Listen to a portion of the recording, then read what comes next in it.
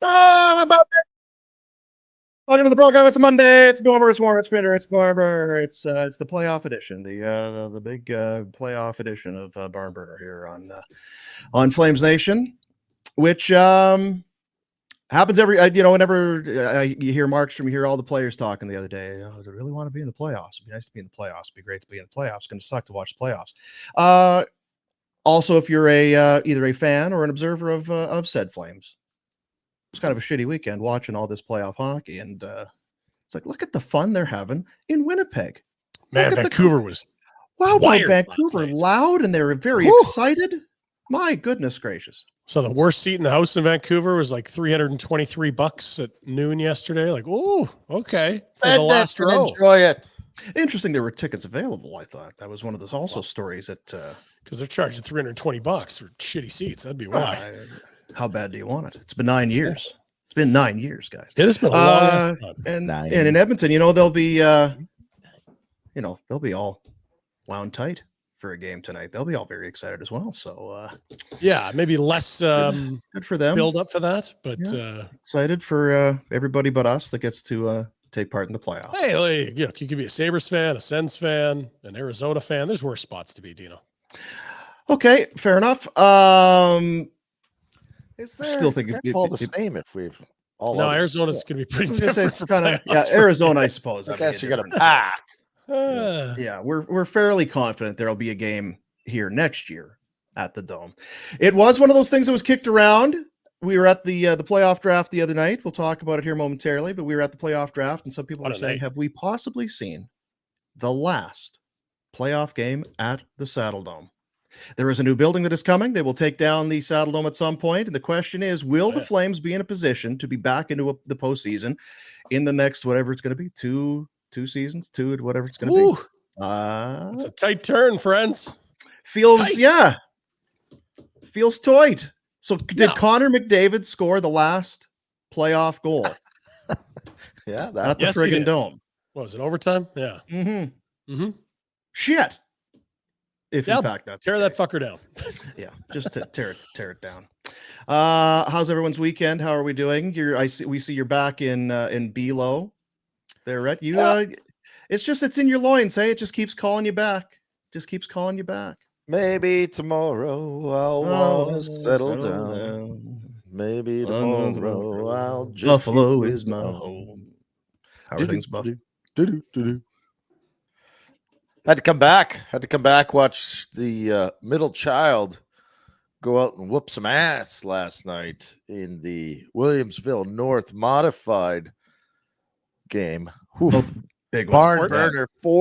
Scored the third goal to win 3-2 with 4 seconds left. Thank you very much. And then a fight broke out. Next face-off. Boys were wound up. Really? Another funny story. So kids are playing school hockey, which is a great thing because everyone plays and it's tons of fun. It's phys ed, but it's actual hockey and you play other schools. Anyway, so I get the report on Friday night that young Jaime, he had to put the smackdown on a kid.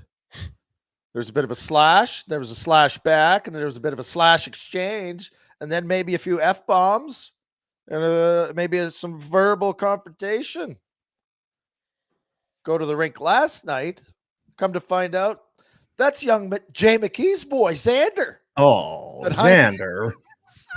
So Jaime and Xander or mistaken identity. Is that right? Yeah. Wow. Well, it's shocking yet not at all shocking in a way. If the Primo brothers can fight, I mean, really? Yeah. Can we be surprised by anything? So is it a proud, did you reach out to Cheese? And I phoned Mr. McKee. He wasn't there either. I said, I have a funny story. I said, I want to get your kid's opinion on it because I'm sure he'll have a take. So I haven't heard what his kid had to say about it, but we had a nice chuckle. There you go. Proud times indeed. Yeah, we had a night on Friday. It was the second annual Barn Burner playoff draft. We assembled ourselves at the Grey Eagle Resort and Casino, and judging by the amount that we had seconds, I think some maybe had thirds. That the beef on a bun, mac and cheese, was a huge hit. The baked potatoes we had in there as well. It was a big night over at the Grey Eagle. I know that Dane from Origin went back for he made a couple trips, and on the second trip had 3 beef on a bun sliders. You know, maybe you do that on round 1, or maybe you do a couple and you go back. Either way, that was the choice. And not to say, good partners in that, but maybe one of the bigwigs at McLeod Law was a big fan of the mac and cheese. By the number of trips and the amount of on the plate, on the multiple the subsequent trips. Yeah. Hey, wanted some sides on his plate. You need carbs. You got a carb load for an event like that. You got to be ready for it. When the sides are so good. Yeah, you got to be ready for it. So thank you to the Grey Eagle Resort and Casino for having us there once again. A heck of a night. Well, I mean, why would we blather on? Let's go back. Let's get a taste of the second annual Going Back Friday night.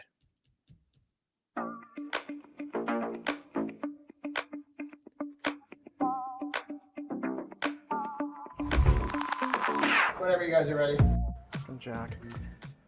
We've made it. We're back. Grey Eagle Resort and Casino. It is the second annual Barn Burner playoff draft. We're going to find out just how smart or not smart people are. Nice that you've decided to dress up for the event. It's a big night. Just usual thing from the closet. Flames and lightning. Did you get your mullet tightened up for the event? No, it's 5W30. God. Yeah. Nice. Beautiful. Shall we? Follow us. Let's go.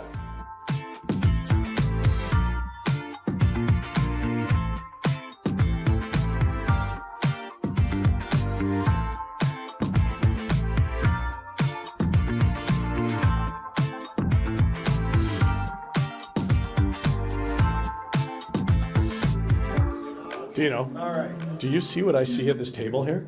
They are building a tower of empty barn burner blondes. Architecture firm. Love it. Welcome, guys. Appreciate it.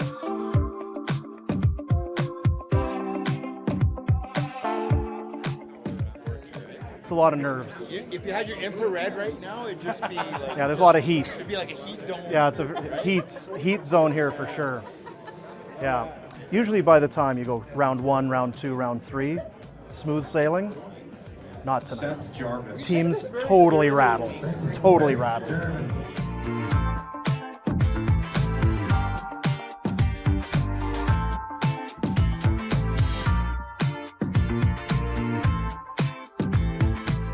Was a guy. The Barn Burner Blonde, yeah, they're good. Pardon me? I heard Haskinen, Dean. Did he already pick up? Which means that's 10 push-ups or $100 for kids sports.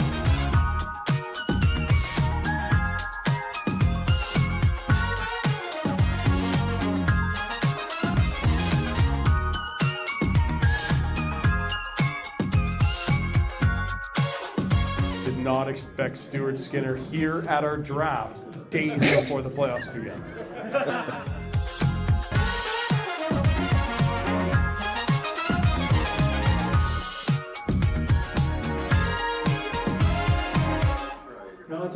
If everyone could stand and remove your hats, Rhett is going to sing the national anthem prior to tonight's event. Amazing. Join in, please. Amazing grace, how sweet love sounds when standing. That one never gets old. Never gets old, buddy. And it changes. It it could change, but it morphs. Yeah. yeah, but it's once a winner, always a winner. So there you go. It was our second annual. We had a heck of a night. Now, Pinder, did you submit the photo that you had from the end of the night? The table, the carnage. My God. I think Jack can pull it from one of the group chats, but I'll find it and slide it over here. Yeah. Thank you. Round of thanks around the horn from the very right at the top. McLeod Law, our events partners, they are involved in so much of what we do, and so much of what we do we couldn't do without them. So we sure appreciate everybody. And you saw a few. That was the Heat Zone. That was where they were all. There was just so much mental power going into the selections there. So thank you, McLeod Law, as well. Paybuilt, Jay and Paybuilt back in once again as a presenting sponsor. 2 years. They've been in both years. Appreciate you, Jay boy. Awesome. Big things coming from Paybuilt, and I think big things between the two of us. Going to be a great partnership moving forward. Another presenting sponsor, also Village Honda. There's so much about what we do. They were defending champs. The defending champs from a year ago. They donated the winnings back to Kids Sport. Anthony and the crew were all there once again and putting on a show. They that's a comfy spot for them. Hey, they all seem that's a very, very comfortable, natural place to be at a table, shit talking people, having a hell of a time, having a few drinks, laughing at each other. Pretty good spot. And Betway, of course, our gaming partner, they showing a little bit of love to us, helping us out. So lots of sponsorship support across the board. And from you, the Barneys, for coming out. We had some returners, some new faces, but we had a heck of a night. There it is. Jeez. And I was going to say one of the thanks, obviously, to our buddies out in Strathmore, Origin Brewing, who came out in full force. The Barnburner Blondes were enjoyed by many. Many were enjoyed by many. Yes. Mm-hmm.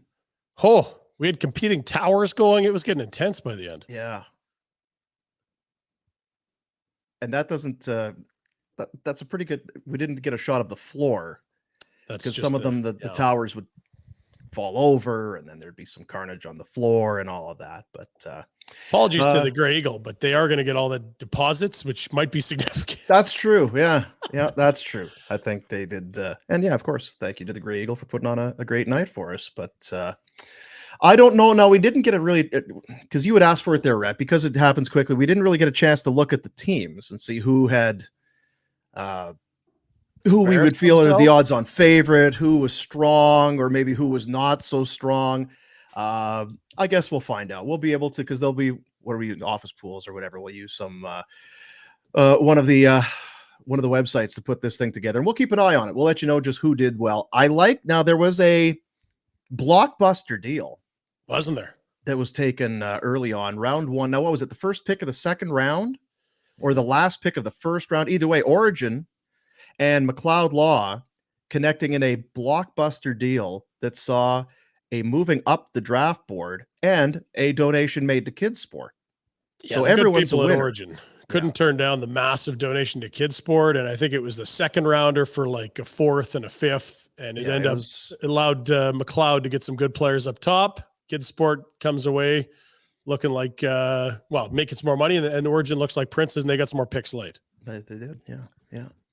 I don't know how, in terms of winning and losing, I don't know how it's going to work out for Origin, but hey, Kids Sport did great, so that's all that matters. And thank you to Kevin and everybody from Kids Sport for being there, getting the board going for us, keeping track of things. It's a good time. There's going to be two teams particularly puckered tonight because the Oilers make their debut, and it was totally random, I believe. Because I think we determined our order based on fundraising for Kids Sport, but we had the Grey Eagle table right after Paybelt, and it was a snake draft. So then you'd have Paybelt right after the Grey Eagle. And these two tables were the biggest group of foaming Oiler honks you've ever seen. And so it'd be like Warren Fogel's taken by one, and the other table's like, oh, God, no. Yeah. And then back the other, oh, Vander Kane, oh, God, Cody Ceci, oh. It was quite something. Yeah, we should go through. Who would not have been taken? Derek Ryan, I think, is still available.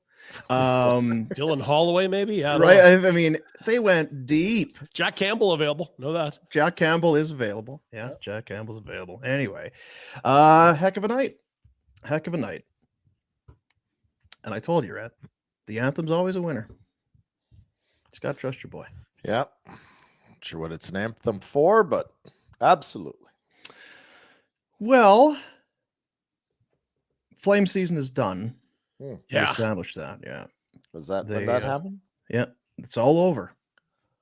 They were because how does it usually work, Retro? You have your final game, And then whether you're home or away, so if you're away, you get home, and then you have the meetings with your general manager and whatever else, and you clean out your locker and all of that sort of thing.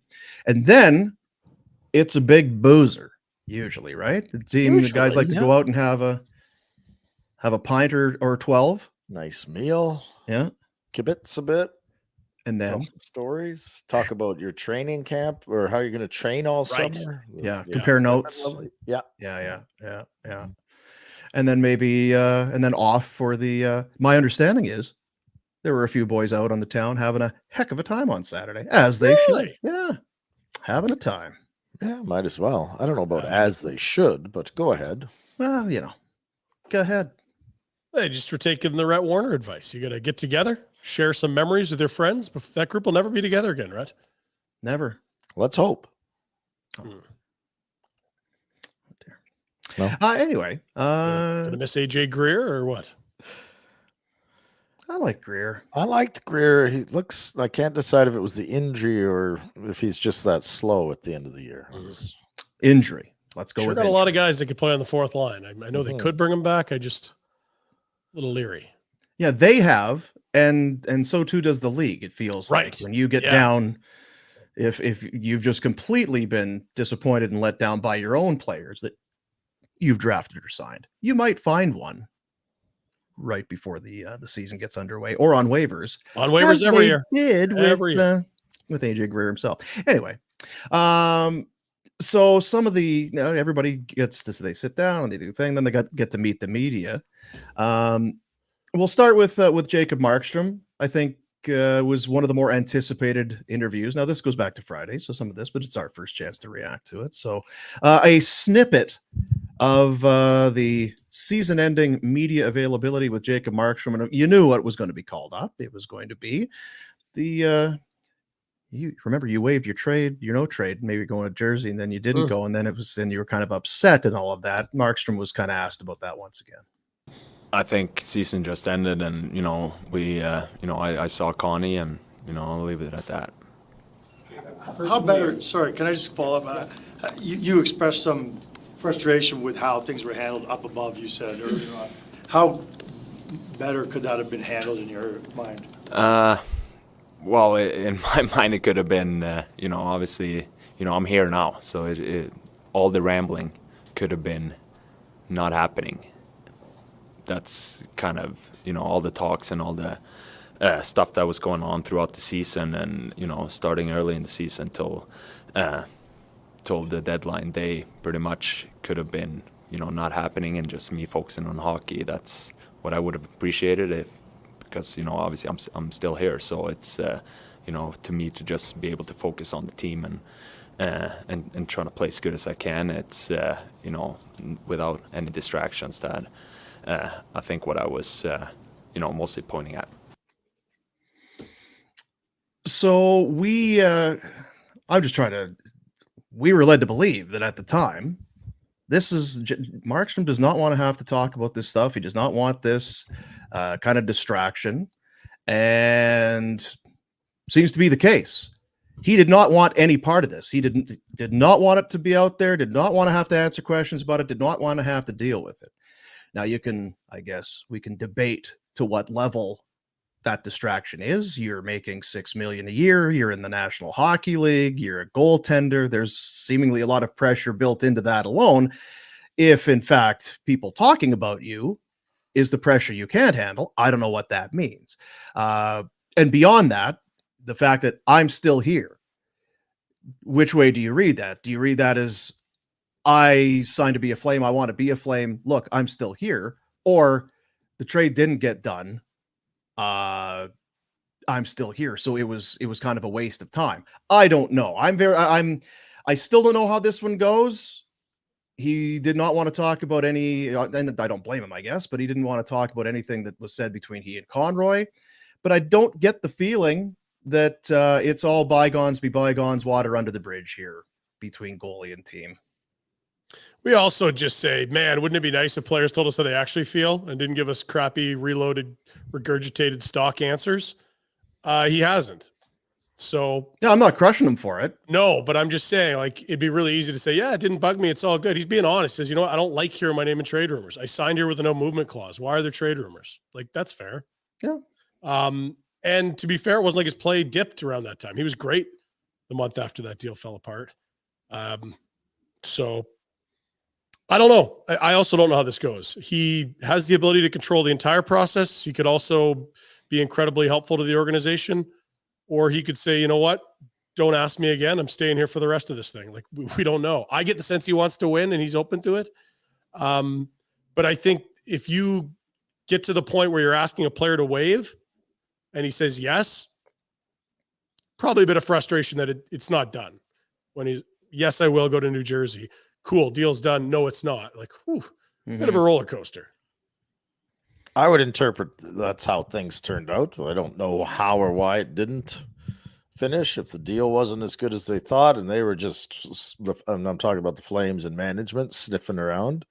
And I'm on both sides of the fence with this. Quit whining, because it sounds like you're whining that you have stress in your life, and it's like, well, is it that stressful? But on the other hand, it's what he signed for. What Pinder's point is, if you're doing a deal, then do the deal. Yeah. Don't string a guy along. Don't call me when you're close on a deal. Call me when it's done. Don't ask me to waive and then say it's not happening. Yeah. And then I would understand that if that's how it went. Yeah, I would understand that side of it. I don't need to hear that it was hard for him to deal with the. Okay, I get that part, but I don't need to hear that it's so stressful that you can't perform and stuff. Like, Yeah. And I don't know that he's trying to say that, and I do like that he gives you an answer. Anyway, it's both sides of the coin, I think. That's the thing that he's not warm fuzzy. He's a pretty intense dude, right? That's the thing we don't have clarity on still, is what exactly happened. Because you would think that you're not going to the player until both sides have a deal that they've agreed on and are happy with, because that's the final piece. Well, we've got a guy that's got a no trade. I don't think you start there and then start canvassing the league and going that way. I think but you go to sorry to interrupt, and I don't disagree with you, but would you go to him when you've been approached and say, would you consider, and I'm pretty sure it was Jersey. Would you go to him and say, what about Jersey? And then try to I wouldn't until I knew that, because we're interested in Markstrom. Do you think? But why would you have the conversation if what I'm saying is I would want to, because then, okay, he says he'd waive. Let's talk deal. Okay, we'll give you a fifth. Well, shit, that's not going to get it done. I'd want to know that there's a deal. Okay, there's some meat on that bone. At the very least, you're in the ballpark, and so you'd go there. Okay, then before we put finishing touches, I guess you could go to the player. But again, it's just a guess. But I got to guess the deal was real close. Yeah, and I don't know what torpedoed it. Well, all reports from insiders was that it was very close, to the point where there were people involved that thought it was done, and then it got nixed. It sounded like by Flames upper management at some point. So yeah, there's a difference between moving your less than a year-old child or 1-year-old in your family to the other side of the continent, having to deal with all that shit, versus like, no, you're staying here. Those are two very different outcomes there. Upper management or ownership, I guess, right? Well, that's as upper as it gets, because he's not hands off. Yeah, he's managing. Yeah, and they're managing up. Yeah. Maybe someday we'll know. But to your point, I guess Ryan or Rhett or whatever it was. Now, what's the appetite? Do you do this time? It doesn't seem like he's happy. Like, would you, just reading into that question and interview, do you read that as a guy that's happy? He wants to win. That the other thing that he had in there, which everybody says, right? He's. Whenever I go on the ice, I want to win. So I want to win hockey games. And the other thing, you're going to be sour for starters that you missed the playoffs. But to your point, I don't know that it's. And the other part of it is, if you really want to simplify it, Jacob, you can go out in public and say, I'm not accepting a trade anywhere. I'll be here, and squash it all. Yeah. And I think context is missing here, in the sense that you played us one answer to one question, and that question brought up something that he hadn't brought up on his own to that point. And he could have said that's all in the past, but he did the favor of answering the question in the media about where his headspace was at that point and how he feels about it. I don't know that if you said, Jacob, talk about your season, he would have brought that up at all. To say he's unhappy, I don't know that that's necessarily how I would portray it. Well, there's unhappy about the season, unhappy still about having to answer questions about this trade. No, you know what I mean? It's not just, are you blanket statement? Are you unhappy as a player as someone that's living in Calgary playing for the Flames? I think he's still clearly sour about how that trade thing went down. That still pisses him off. Well, and we said heard as much in the fall from people like Elliott that it's like, doesn't like having his name out there. That's just Yeah. one of his things. Like, Yeah. and then that was dead on. Yeah. When you look back, the people in the fall saying Jacob Markstrom doesn't like his name on trade rumors, like that proved to be very correct. Yeah, he's a rare time. Elliott was on the money. Good for him. Good job, Elliott. Another fella that was speaking was Nazem Kadri. Had a hell of a year.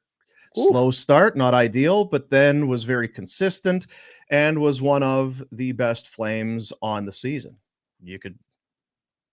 The best season. I nominated him for that. You guys said Uyghur. Yeah. You know, Coleman had his 30 goals and Kadri didn't, but this was a hell of a year for Nazem Kadri.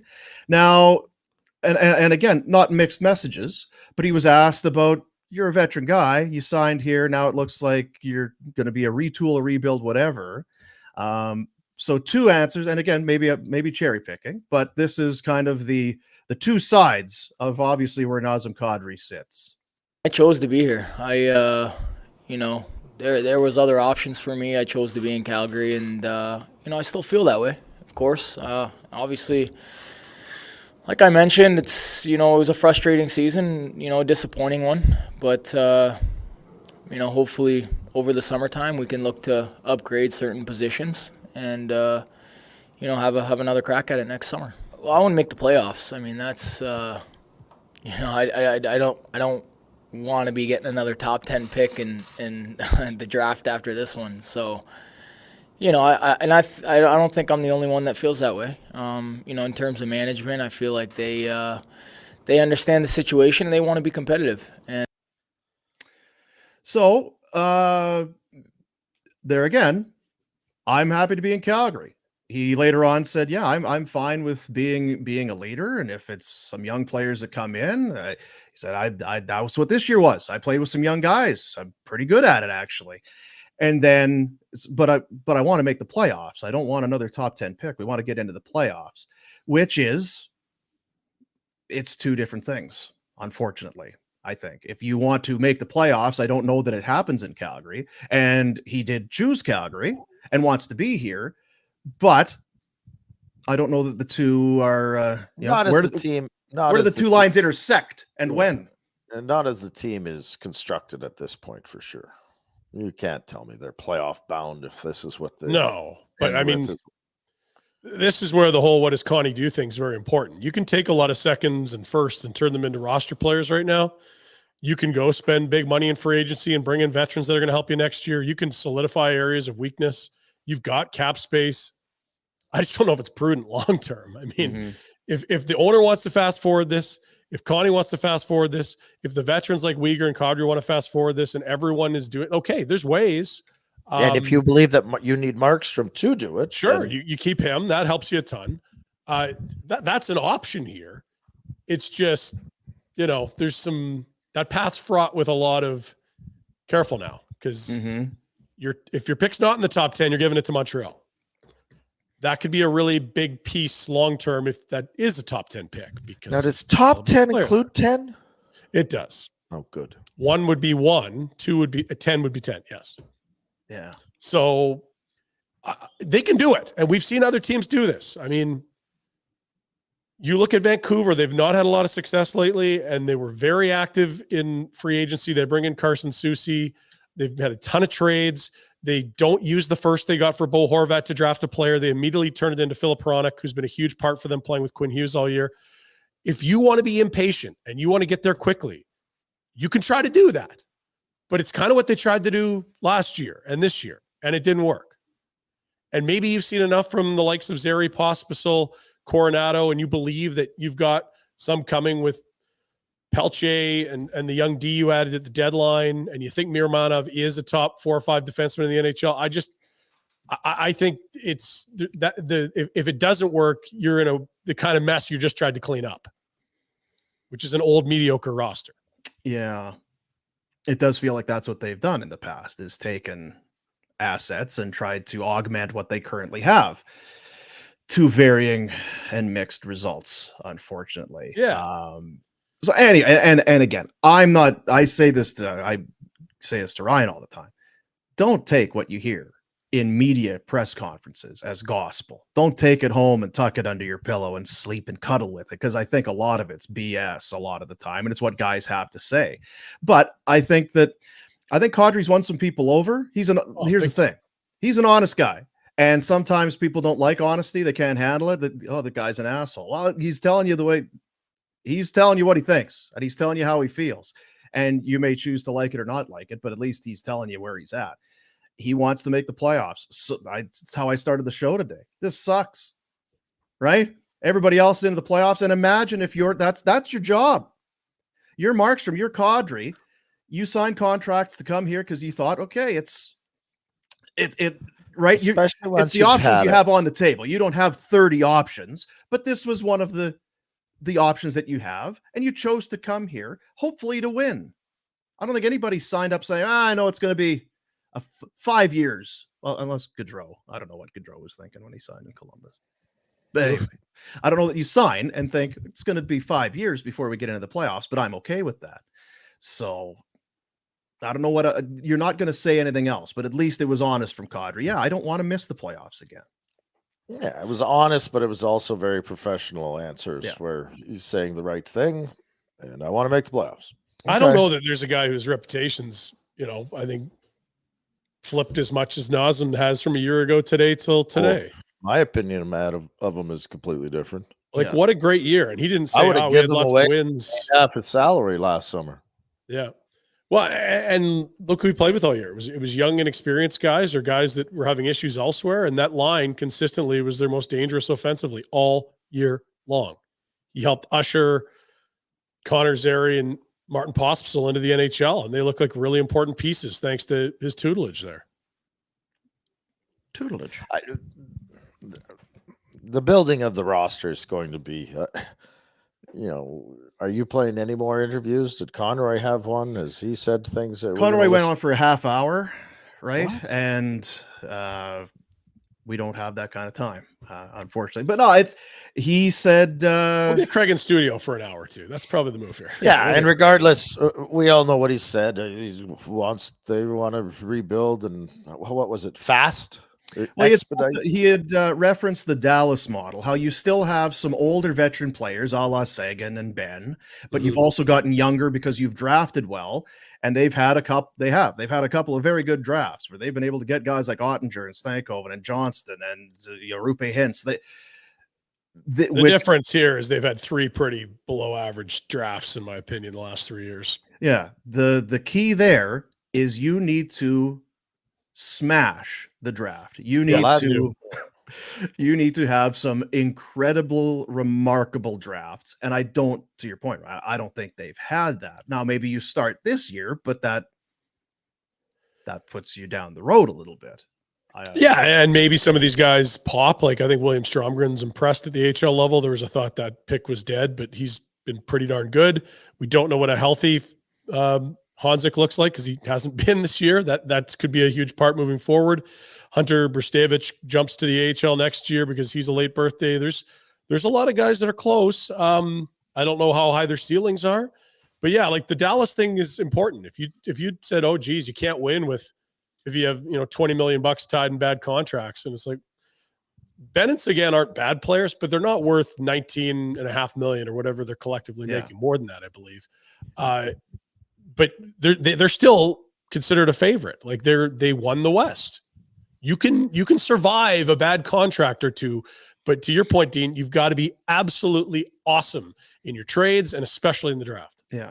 Yeah, your And draft has to be bang on because you cannot afford to have any guys making any more than they need to. yeah, Yeah, and that's why Wyatt Johnston type is so crucial for them. And the season that Harley had on the back end, like these are guys on entry levels that are having awesome bleeping years. Stankoven's going to be that for the next 2 years. Robertson is a superstar. Yeah, well, Hintz they're paying is- him now, but yes, but yeah. he's one of your homegrown guys. I don't know. Does Pelche, who is the Jason Robertson of the? They don't Flames have a draft Jason class, Robertson, right? but- Like they don't have it. No. They don't have a Heiskanen. Well, they don't have a Heiskanen. They don't have a blue line. But Heiskanen's a top 5 pick. I mean, that could be the guy you're drafting this summer or next or the summer no question. after. No question. Just in terms and for Craig, I know what. Don't hold his feet to the fire on it. He was asked about it. He's like, well, this is kind of what we want to do. And you're not going to exactly replicate it, but I get what he's trying to say. You've got some guys on the roster that are older, higher paid, and you want to try and surround them with some draft picks that of your own, maybe a good free agent. I'll tell you what, the Joe Pavelski thing, I was unsure when they brought in Joe Pavelski. Boy, 3 years for him, and he's already 35, Dean. He's on his second contract since then. On his second, they just kept him, and he continues to do it. Matt Duchene's been an unreal find for $3 million. Yeah, like they do it well. Smart. Tanev's a hell of an ad at the deadline for them. Yeah, and look, my final thought on this whole thing. Oh, we want to rebuild fast, so you don't want to have like a 15-year Buffalo thing, hey? Like everyone wants to rebuild fast. That is your dream scenario. The reality is it's not easy, and almost everything has to go right if you're going to rebuild fast or call it a retool. Is it even a plan, though? Sorry to interrupt you. Is rebuild fast or retool, whatever you're calling it, even a plan? Or is it just... It's a hope. It's a hope. Have your plan. And if all those picks turn out, we retooled on the fly.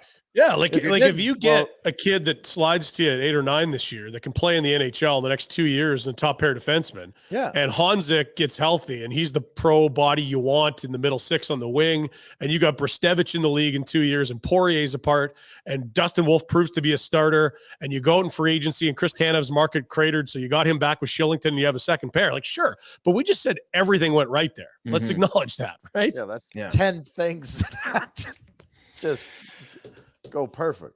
Let's check in with our hockey insider from Daily Faceoff, dailyfaceoff.com. It's our buddy Frank Seravalli, who is on the is it the left coast? Because usually you're over on the one side, you're kind of over there, but now you're over here. As you're in Vancouver, you were at the Rogers thing last night, watching the Roxy. Is that where you were? Yeah, good. Nice, well done. I have a confession. All right, I've never been to the Roxy. Oh, Frank. Now, is it still open? Yes. Okay. The Roxy never closes. No, I wondered if it was one of those things where it's just beloved, but it got shut down because of too much fun. That can happen sometimes. But so I know you were tweeting or Xing or whatever it is that we do. The crowd looked electric, and you've been in a lot of playoff buildings and you've seen cup finals and you've been in a situation where the fans are going to be wild, but it looked like it was 9 years they'll do that, but a special night for Canuck fans in Vancouver last night. It was, I would say, really loud, not the loudest I've ever been in. It was good. The environment was great. It was everything you want it to be if you are a Canucks player, and lot of pent-up frustration and angst went into that game one. And so I'm looking at it now from a Canucks perspective, probably a huge sigh of relief. You were down heading into the third period. You stayed patient.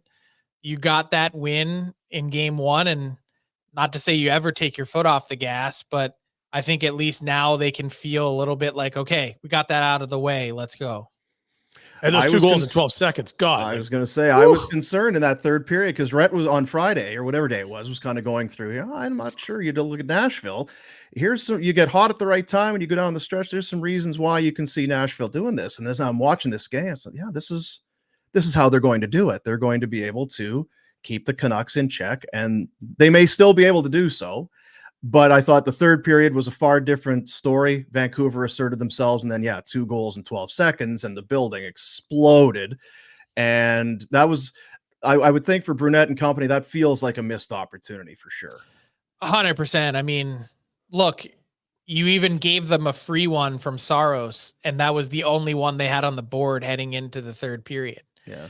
And you aren't able to get out of there with a win. Squandered opportunity for sure for Nashville.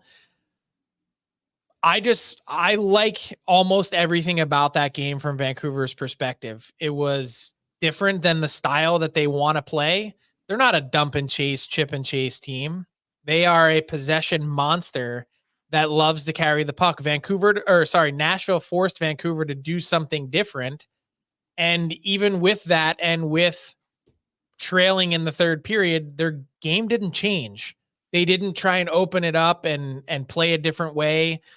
It was a really mature game, if that makes sense. They showed me something in terms of learning how to be in that moment. And I think it's something that they've learned all year as opposed to just being a playoff thing. How much of that is Rick Tocchet? 95% of it. Yeah. He's been preaching since training camp, comfort in 1-goal games. Yeah. They're going to have to see more of it, but it was some very early resiliency. They were going to have to overcome a few things. Some teams, maybe they don't get those goals, or they give up another couple, but Demko made that one pad save. That was a massive save at that point. And you're in a 1-goal game, all saves, but he looked good. And you're right. I think that, I don't know that you look back and say that game 1 in round 1, that set the table for us on our path to a Stanley Cup. But there was a banana peel there if they chose to slip on it. You go down 1-0, and then it's a lot of question marks. You know what this market's like. Oh, it sure. implodes on itself. I mean, to get that out of the way, I think was huge. And look, I'm going to take it a step further. I know, Rhett, you said, hey, this Nashville team, they could be a team that could pull off this round 1 win.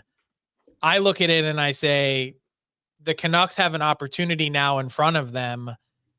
This doesn't have to be an incredibly long series. This doesn't have to go the distance. You can make life easy on yourself.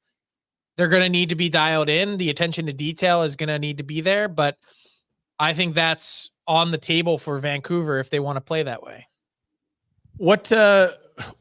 How do they line up front? I saw them switching a bit. They put the Lotto line together a couple times as the game went later on.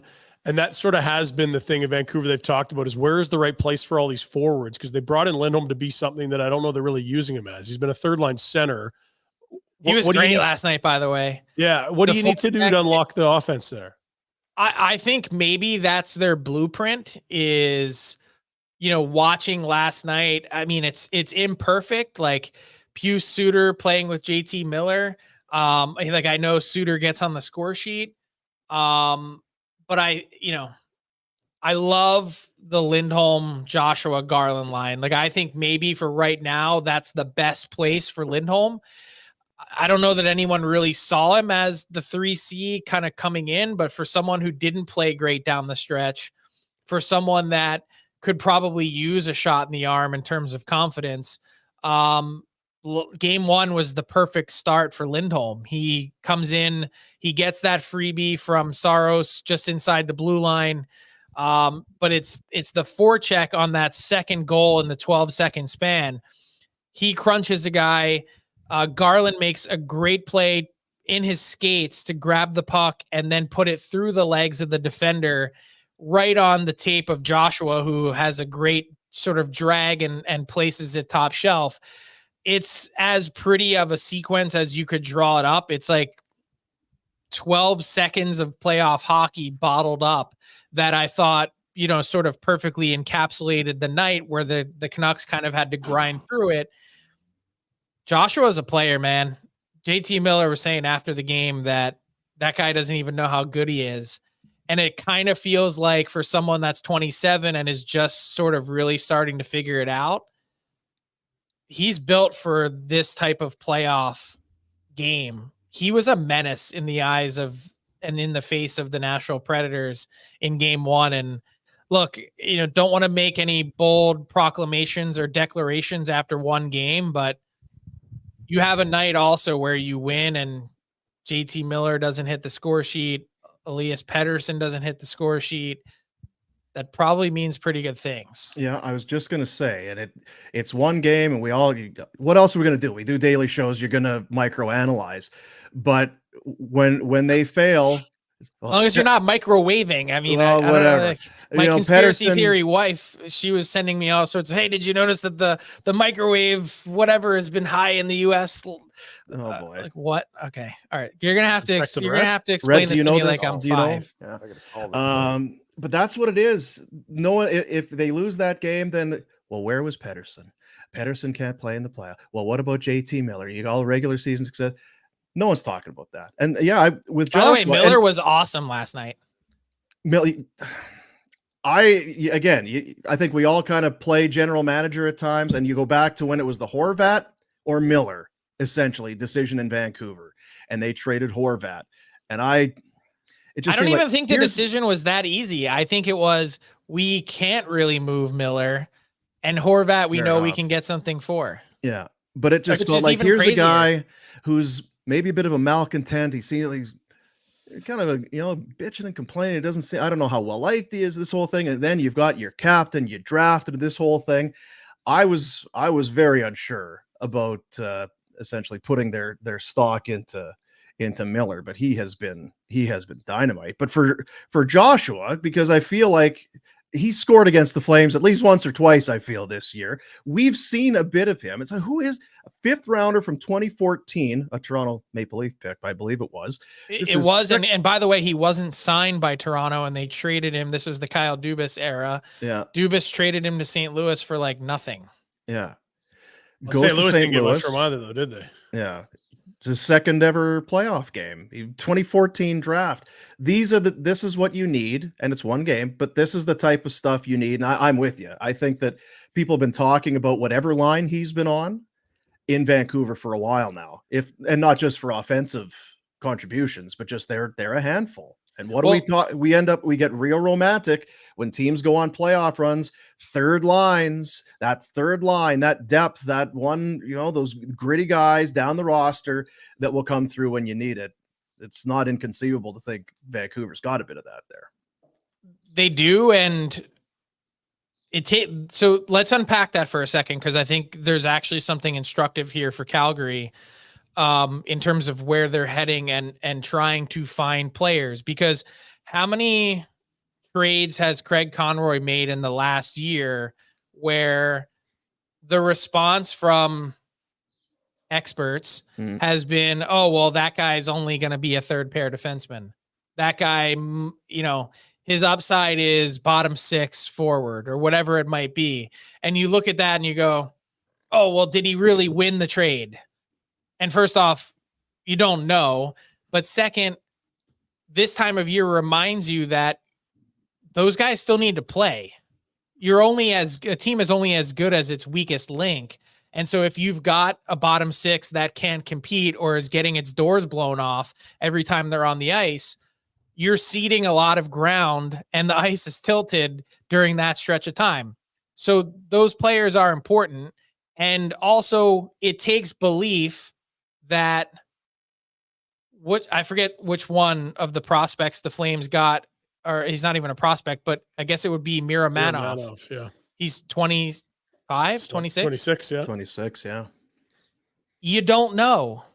It takes belief in the people acquiring you to try and draw that out. And remember, Miramanov came in and he said a bunch of sort of, I don't want to say preposterous, but he was like, I know I can be a top flight defenseman in this league. And we were just like, what was that? Dakota Joshua has never said that, but Rick Tocchet he was all over him. I was here in training camp the day that Dakota Joshua was playing on the 5th line in preseason. And he basically said to him, I know you scored 11 goals last year, but guess what? Your spot on this team this year isn't guaranteed, and you got to pick it up. So I asked Rick Tocchet after the game last night, when did you start believing in the potential of Dakota Joshua. And he said, the second I got here last year, he goes, I saw his body. I saw the way that he could play.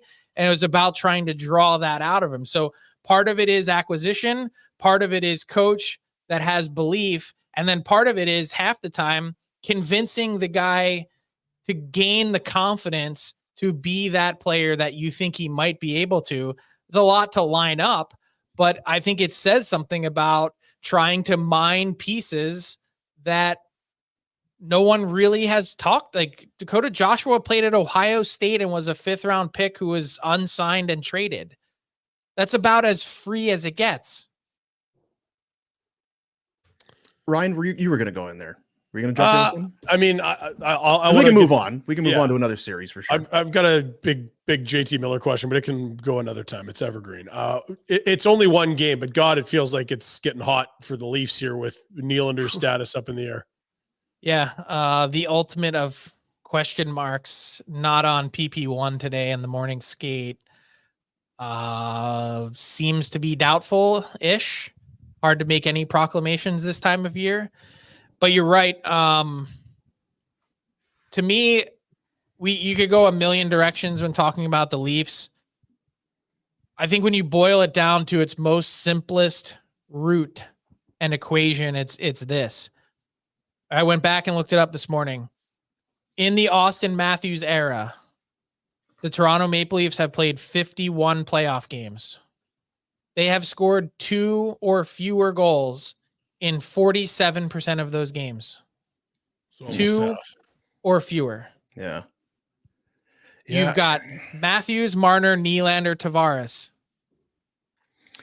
And what's tough there is the Leafs draw Boston. Oh, that's the worst possible opponent that you could have got. Or if they get Tampa Bay. Absolute bullshit. Man, Tampa, that's just the worst. It feels like there's a lot of bad options. Right? Like there's why not just be good? Yeah, you're gonna have to beat some good teams along the way. And they got behind early. And what's to stop you from being that team that other teams think about that way? Yeah. They do and they can come back and win, but they feel as if you believe they're a flawed hockey club. I think they're a good team, but they don't, and I didn't even mind Matthews the other night. He was shooting the puck. He did he was their best of their big dogs, and he still didn't do anything. And where was Marner again? Where is Marner? It's been a tough year, and he's got 1 year left on his deal. It did nothing to help silence the critics who say this here good in the regular season, pond hockey, lots look at my moves, but when you get to the playoffs and things tighten up, it's just not his wheelhouse. And then, we're buddies with Treliving, and he likes his Ryan Reeves, but the first goal, Ryan Reeves goes out of position, ends up taking his own player out of the play, causing a 2-on-1 break, and it's in the back of their net. There's a lot there that just feels like this is not going to end well for the Leafs. And then all eyes are on the coach, the GM's not going anywhere yet, but the coach and Marner. Now Nylander's got his contract. We know that Austin Matthews has got his contract. What kind of an offseason it could be. Now, again, it's one game in, but they just don't. It feels a lot better. Geez, they don't. They just, but right, they don't seem to shape up or match well with just about any of the top teams in the East. So that would seem to be to me that you have your own issues that you need to sort out until you can get to be in that category. Yeah. And yeah, I mean, look, not to place too fine a point on it, but there are 32 teams and 23 men on each roster. If my math is right, that's something like 736 players in the league. If we were to rank them all from 1 to 736, what part from 700 to 736 would Ryan Reeves fall into? Yep. Rhett, did you watch much of the Leafs and Boston from the other night? 'Cause I'm curious your thoughts, because you put stock into chemistry and what brings teams together. There's talent, but there's more to it than that. They got a lot of talent, but they sure seem to be missing the other elements that make too much history with this group and with this core that they have with the Leafs for them to go and play the same way in game one. Again, they've had good They won a series last year, and they can have good games. But we just talked about Vancouver, and Frank talked about that the dump in, forecheck, bang, simple play, but highly effective. Looked like a playoff goal, but something that you can replicate and do over and do over and do over again and again and again. The Leafs don't play that way. They're high flying and they can make nice plays and they can do good things.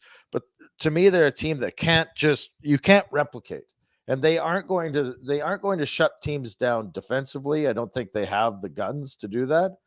And they're too fly by their seat of their pants offensively. When it works, it looks amazing. They got some of the most talented players in the game, but they don't have a base for me that they can fall back to and build off and revert back to and go, okay, we're in a spot now. We lost game 1, but we didn't play the right way.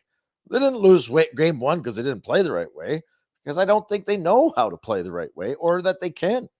I hate their decor too, guys. Yeah, their like, how many decor is- top We didn't four even defense get that's why I said boil it down to the most simplest route, which is they're not built to defend and they definitely don't have the goaltending, so they have to score. How does a team with that much talent up front and that much top heaviness on their cap table get to the playoffs and all this? They're the second highest scoring team in the league this season. How do they get to the playoffs and not score year after year? And I feel like we see it all the time where we'll move on, where one team, where maybe their toughness or their grittiness, where that's called into question. And then in game 1 of a series, they're going to come out like Max Domi did. We're not going to get pushed around. This is the new, and then you take a penalty and they score in the power play. And it's like, well, what was that worth? Now, okay, so you can slash Marchand on the wrist, but now you're down 2-0 or 3, whatever it was at that point, where teams need to really kind of flex that muscle and show that they're not the same team that they always were, and then it ends up biting them in the ass. The game was drunk right from the start. 7-6, Jets beat the Avs in a game where how many goals are we? 15, 9, 20? What? I don't know what we learned or what you would expect to carry over. What did you see in game 1 between the Jets and Avalanche? And you're like, yeah, that's going to carry over into game 2. Because I have no idea. I've got it. I've got the exact answer for you. Hugely troubling for me how the Colorado Avalanche and Alexander Georgiev responded. Huge body language issues. You could tell heading into these playoffs that Jared Bednar was exasperated. He didn't know what to say about his goaltending in the last few weeks. We need more stops. I mean, that's about as clear cut and clean as you're going to hear an NHL coach say it, let alone in March. It looks to me, and Rhett, I don't know if you watched, if you're a body language expert or what you might be able to tell me, that looks to me like a team that doesn't trust its goalie. Yep. And it looks to me like a goalie that doesn't trust his team to defend properly. And that is a really, really poor combination. The numbers are no good. And to do it all on a team, to have that kind of goaltending on a team that allows chances the way that they do because of the way that they play. I said before, this is the worst stylistic matchup that the Avs could have hoped for in round 1. And to think that you had a 7-6 game, you scored 6 on Hellebuck and still lost is mind-blowing. But the carryover from game to game is the body language, because that isn't going to change and probably isn't going to evaporate. Yeah, I didn't see enough of it. I was watching bits and pieces here and there, but I'm a massive I look for body language. I look for goal celebration indication. I'm a huge believer in that stuff. And when both sides are frustrated with each other, what you're bringing up, that's troubling. So Very here's the troubling. easy fix you'd think is, okay, go play the other goalie. But he's been under the weather, Frank. Yeah, he he's didn't even sick. dress He last sounds night. like he sounds like you, Pinder. Yeah, so he's been out drinking Barnburner Blonde till 2 a.m. But Justice Anandon's had a really nice run this year, or however you want to say his name. Eustace the challenge, Anandon, yeah, like the challenge being that Justice. like it's an easy swap to make if he's healthy. He might not be. So you're going to throw this guy into the fire less than 100%, or do you go another game with Georgiev and now you're down 0-2 potentially coming home? Like they scored 6 and lost. Can they play better defensively? Like, is it in their abilities, right? Because Well, it was in their ability, yes. It's not in their. It's But not their. You're like so. Allow me if I can explain this the right way. Stroke out.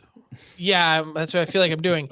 You kind of are whatever your first instinct is, right? And for the Avs, their first instinct is go. Nathan McKinnon wheeling through the neutral zone at full speed. But can I you might be done. If you're not, I'm going to interrupt you anyway.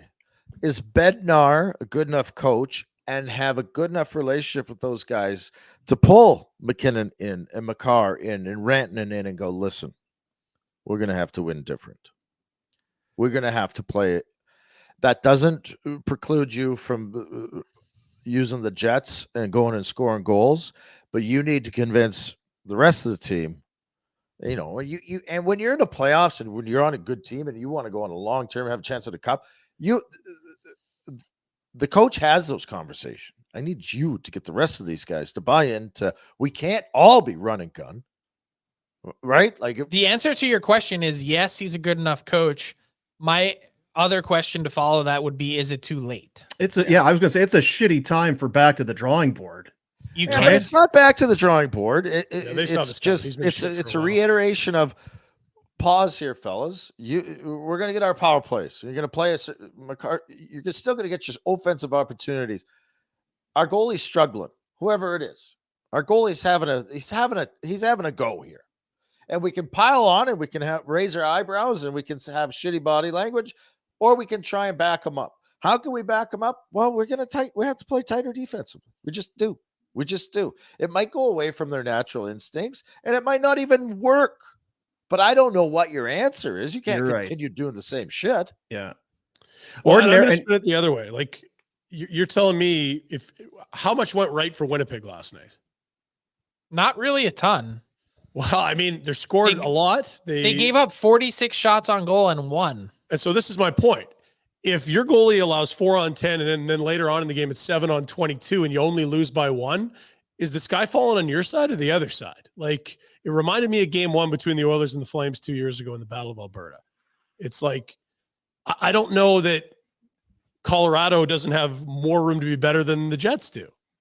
Like I think it's an easy adjustment for Colorado, whereas Winnipeg, it's like the one thing you have to trust is that Hellebuck's going to be great, and he was not. Well, he had 46 shots. He had the better save percentage last night. I think you could argue it both ways. No one's saying Georgiev's going to be better than Hellebuck. There was always going to be an edge in net for Winnipeg. But, I mean, Colorado scored 6, and everyone's saying they're brutal. Like, if you allow 5, you win that game. I'm not saying you're brutal, but you still have to be able to shut them down. I don't think it's 7-6 the rest of the way this series. No, but I think that if you thought that the Avs had a goalie issue coming in, you're far more. I mean, you believe it even more now. And ordinarily, I'm in that department. What do you do? Do you come back? I'm come back to Georgiev, and just it's a shorter leash. But I don't know. He had a bunch of wins in the regular season, but he hasn't been. He played the most games in the league. Like he's not been a guy that's evoked any kind of confidence the entire year. Well, you keep going. Sorry. No, I was just going to say. Ordinarily, I'm saying go back to your guy, but I don't know how convinced I am that he's their guy anyway. Well, like you said, Bednar was already there before the playoffs even started. He was done with this guy. Yeah. But I think that's maybe the most troubling part from an Avs perspective is now you're, at some point you mentioned short leash. You potentially be going to Annunen, who has 15 games of NHL experience. Why didn't you go out and get a competent backup? Why is Jake Allen on the Sportsnet panel yesterday instead of on your bench? Yeah. Yeah. It didn't cost you an arm and a leg. And now your season might be on the ropes because of it. I mean, his save percentage, his goals against, everything is way better than Georgiev's numbers. I think it's when, not if. Go ahead. Well, and the other side is you put Georgiev back in. What are the Jets thinking? It's not only lack of confidence for your own squad. They feel good. The other squad's going, right? Yes. Light But, this and- prick up. But to your point, Ryan, I don't. Who's obviously the Jets are feeling good, but they gave up 6, and they had 2 and 3 goal leads and couldn't hang on. So how do they feel? Or how does who is more or less confident and who has room to grow? I still feel like if I'm Winnipeg, I feel like that we're not giving up 6 again. Colorado's great, but we're not giving up 6 again. And if you're Colorado, you're like, hey, we're not giving up 7 again. And look, we scored 6 on this guy. I would imagine both coaches are saying, throw that tape out the window. Let's restart here. Just a reminder that the Jets are 4-0 against the Avs this year. I like the Jets against the Avs. I think the Jets are a hell of a team. So I'm not. Do we really care that much about season series? Like, do you? When it comes to playoffs, we've seen the In Leafs. this case, I do. Well, okay, but if so, you'd be stunned if So Colorado no, wins the let me. series? No, but what I'm saying is, including last night's game 1, the Canucks are now 4-0 against the Preds this year, and I put almost 0 stock in that. Yeah, Trump. okay. But this one, Jets and Avs, I do, because I think there's a clear stylistic problem for the Avs and the way they play. Yeah. They're playing against, game 1 notwithstanding, the best defensive team in the league with the best goalie in the league. And just further, did the Leafs not lose to Boston every game? Yeah, they got too? swept. So is it everything and anything? No, but I think there are circumstances where it's like Frank's saying. Sometimes it schematically- means nothing. Sometimes it means everything. We'll know by the end of the series if it meant anything, right? Okay, Because if good, Colorado good. wins it, it's like, who the fuck cares about the Good, season series? Pinder. We'll know by the end of the series. No, Really but I glad mean, you could add it's- that in for us. Well, it's just look, it's one game, and everyone, the urge to jump to conclusions is very strong. We talked about it. You can't Okay, help but but then- feel like we know how these series are going to go at this point. We don't. No, we don't. But let me remind you, Battle of Alberta a couple years ago, when you asked, because you brought it up. Yeah. It's going to be a long series until it isn't.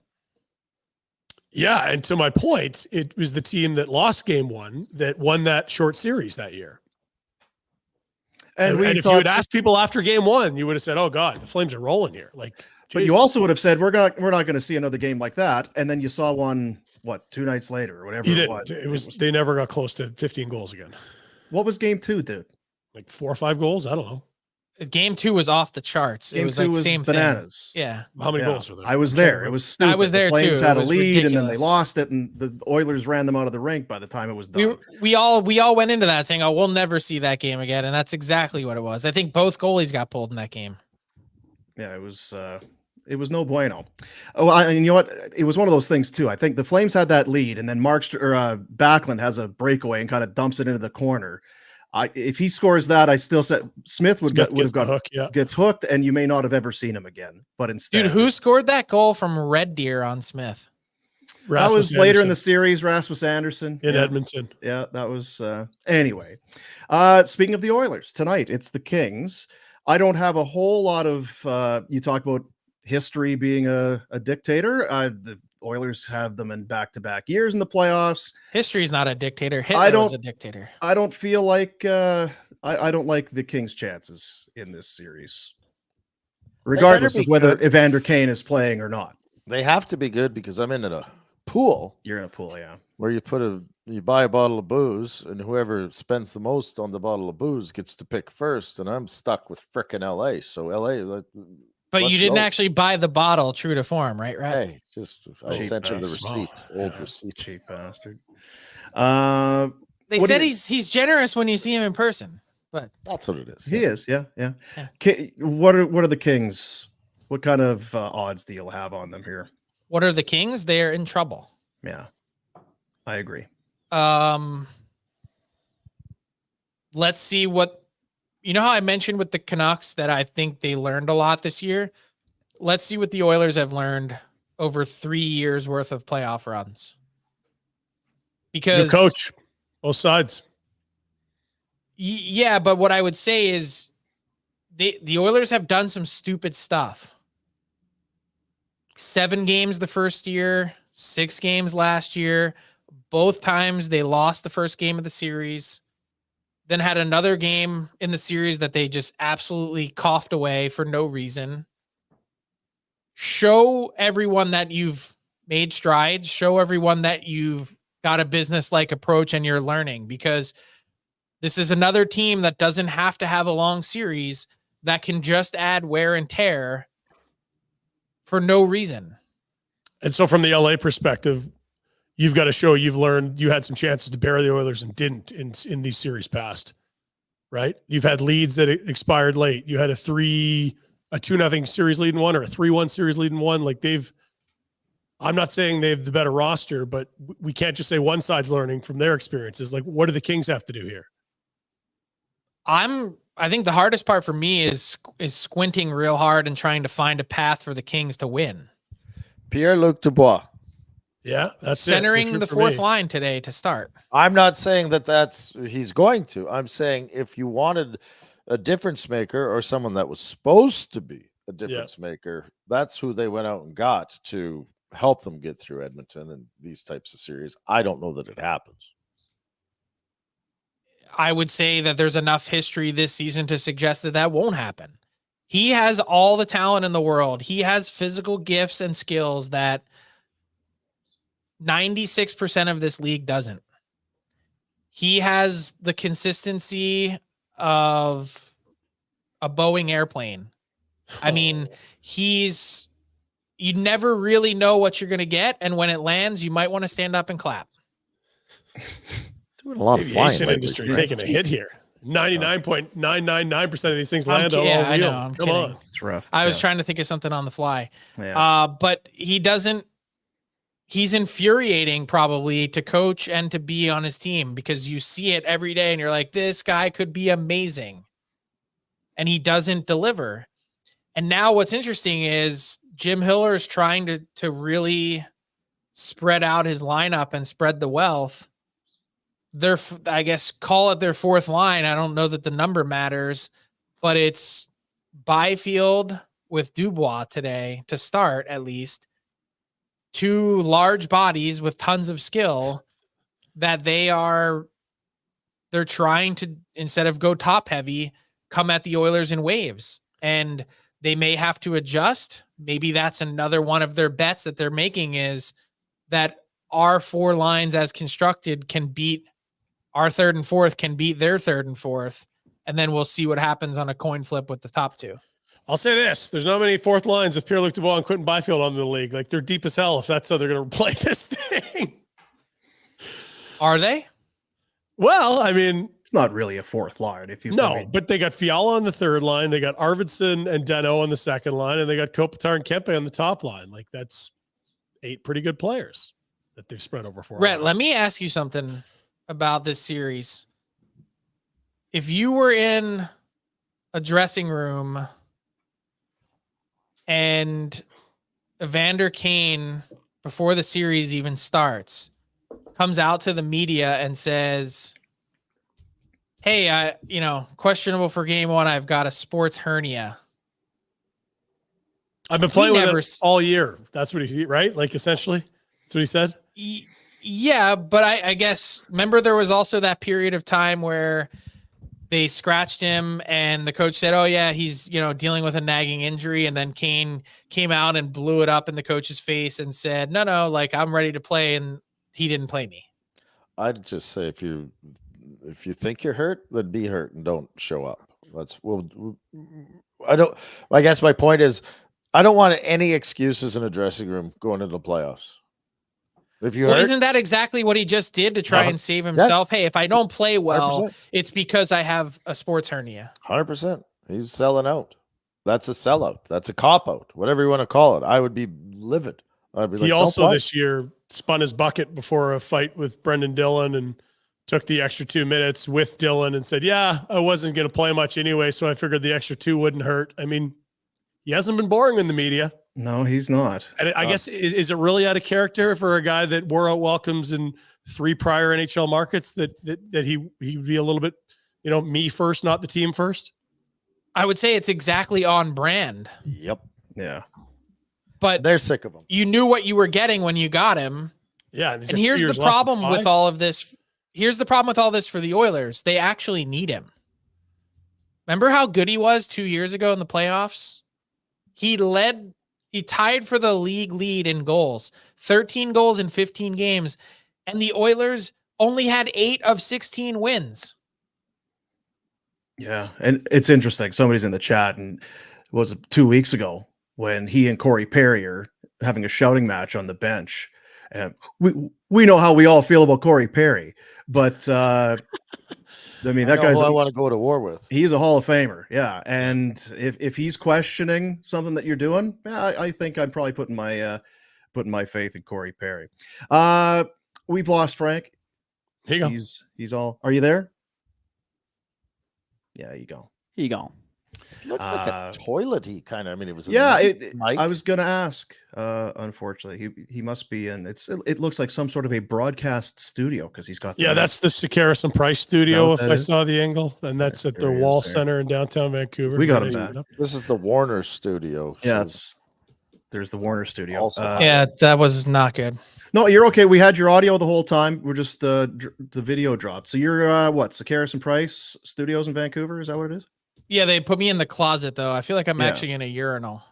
People wondered if maybe you were kind of sitting backwards on a toilet, kind of had your laptop on the top of the tank there. I would. So what's off day for weight loss at its finest? Stop it. There's an off day for the Canucks and Predators. What's up today? What's up tonight? And then get some sushi. Going to visit our friends at Greta Bar, Vancouver tonight. If you live in Van, if you're a Flames fan and live in Van for whatever reason, come on down 7:00 Pacific time. Watch the playoff action, and I'll buy you a beer. Very nice. Flames fans, I'd love to watch the Oilers in Vancouver. That's just what a dream.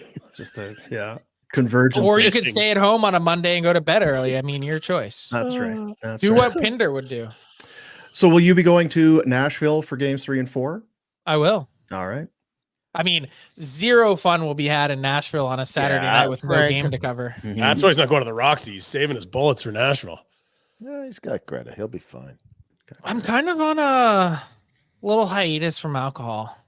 Not even by design. No, what is it that gets you crying? You start crying with the Fireball shots? Yeah. Yeah, I still love Fireball, though. Yeah. Emotional.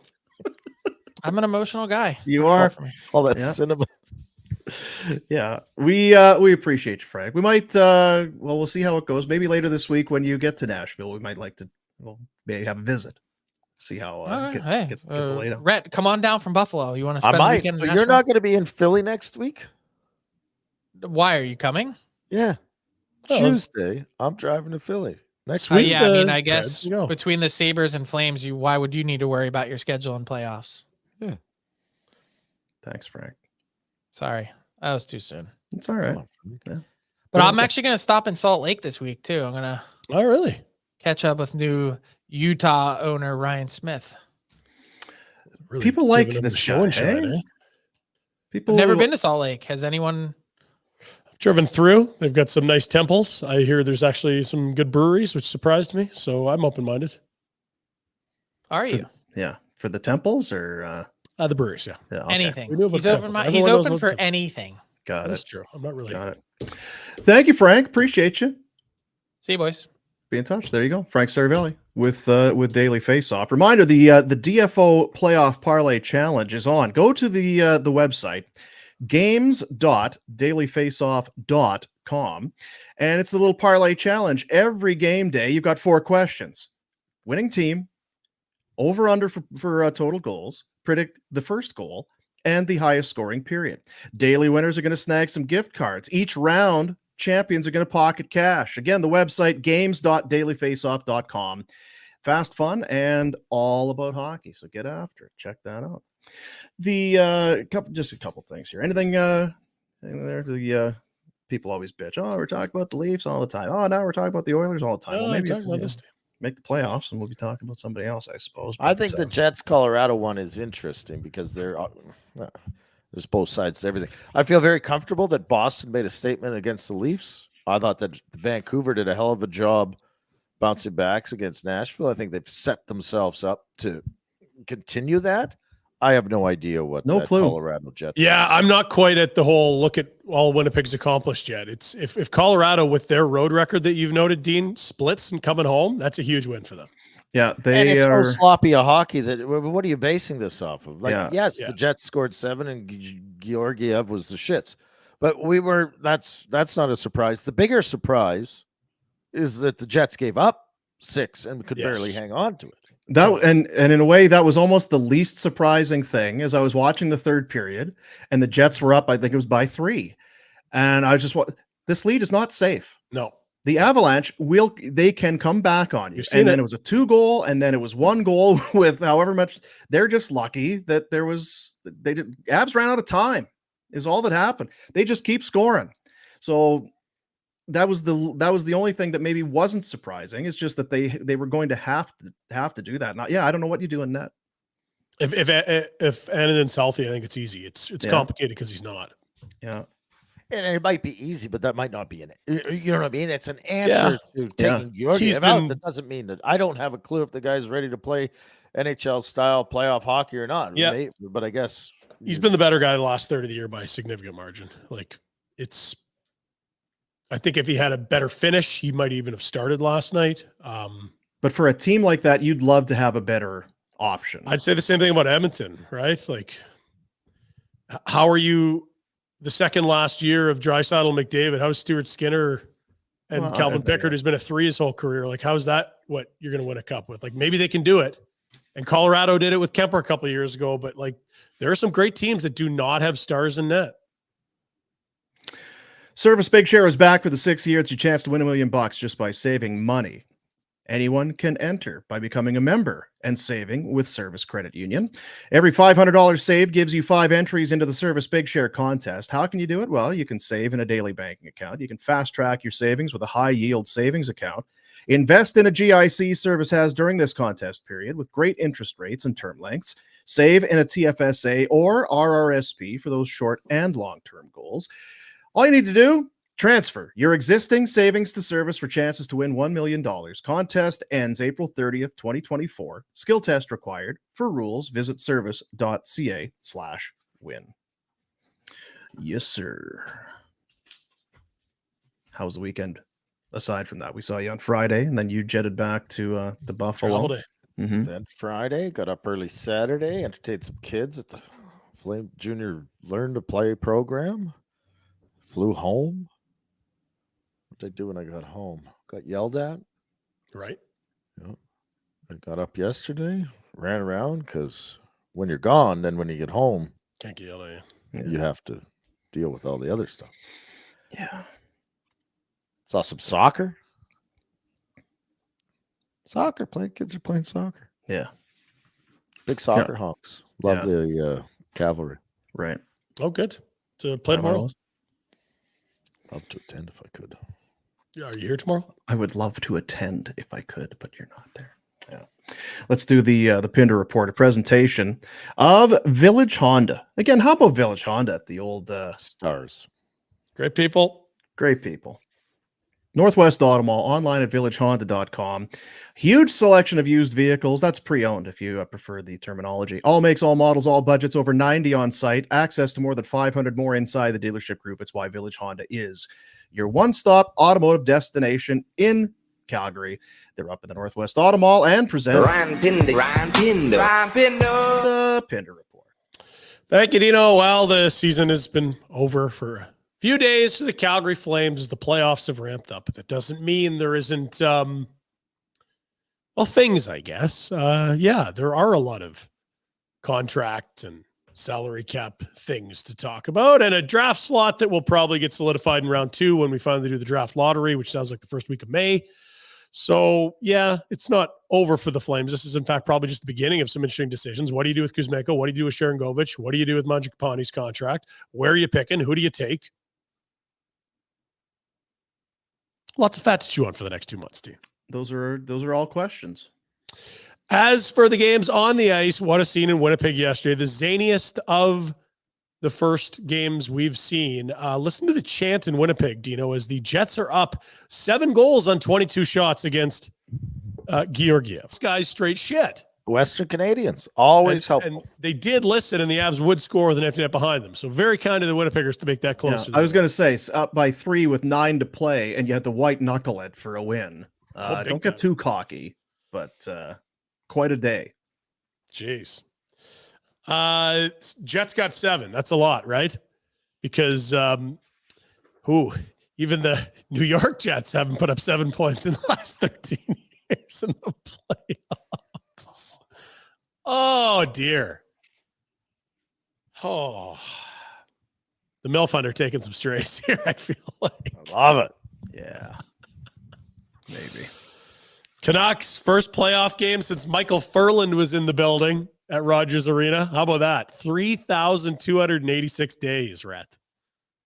Wow.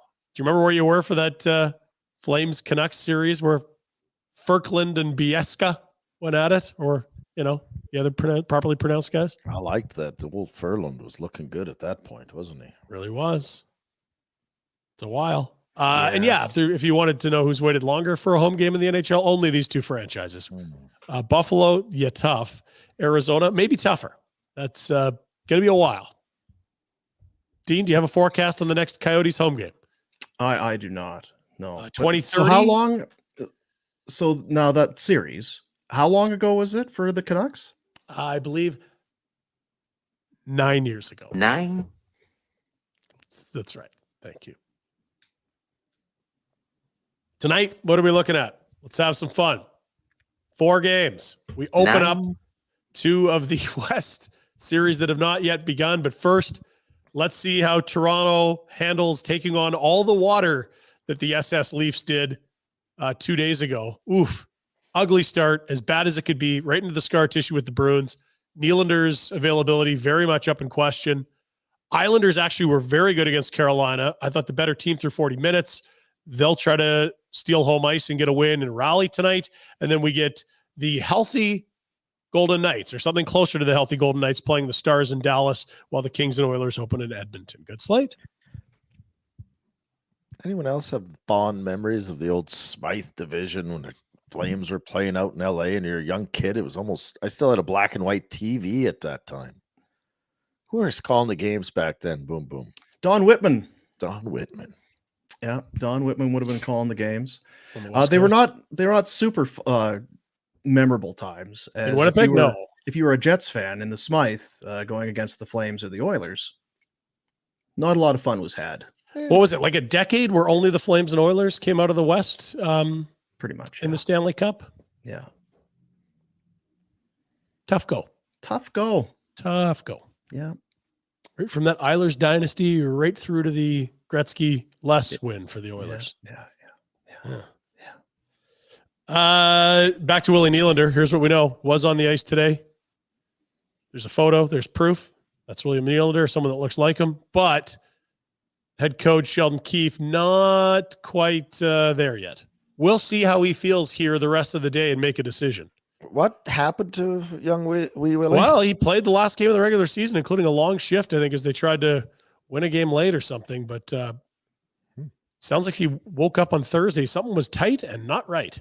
But hadn't played well down the stretch. I believe that the number 4 assists in 11 games. Was that how much it was? Give him the game off 4 and the 11. last game as opposed to the playoff game. Yeah. Now, how much he was dealing with at that point versus what transpired between the end of the season where he played right to the end, we don't know. It's that time of year where you're not going to learn a lot of things about injuries. I feel like since he got the contract, he's maybe How many points do you think he finished with this year? 60, 70. Dean, do you want to take a guess? Who are we talking about? Nylander. Well, he was almost 100, wasn't it? That's right. 98. So, I mean, it was a slower stretch for him, no doubt. Still a dynamic impact maker they need. That's a huge piece missing for a team that wants to spread offense over a couple lines. Really is. Cale Makar still doing things, guys. This is wild. Yesterday, more points. How about look at the list he's on here? How about Siri, name the best defenseman that have ever played the sport? This is the fewest games to 50 career assists in the playoffs. Or 59. McInnes, 61.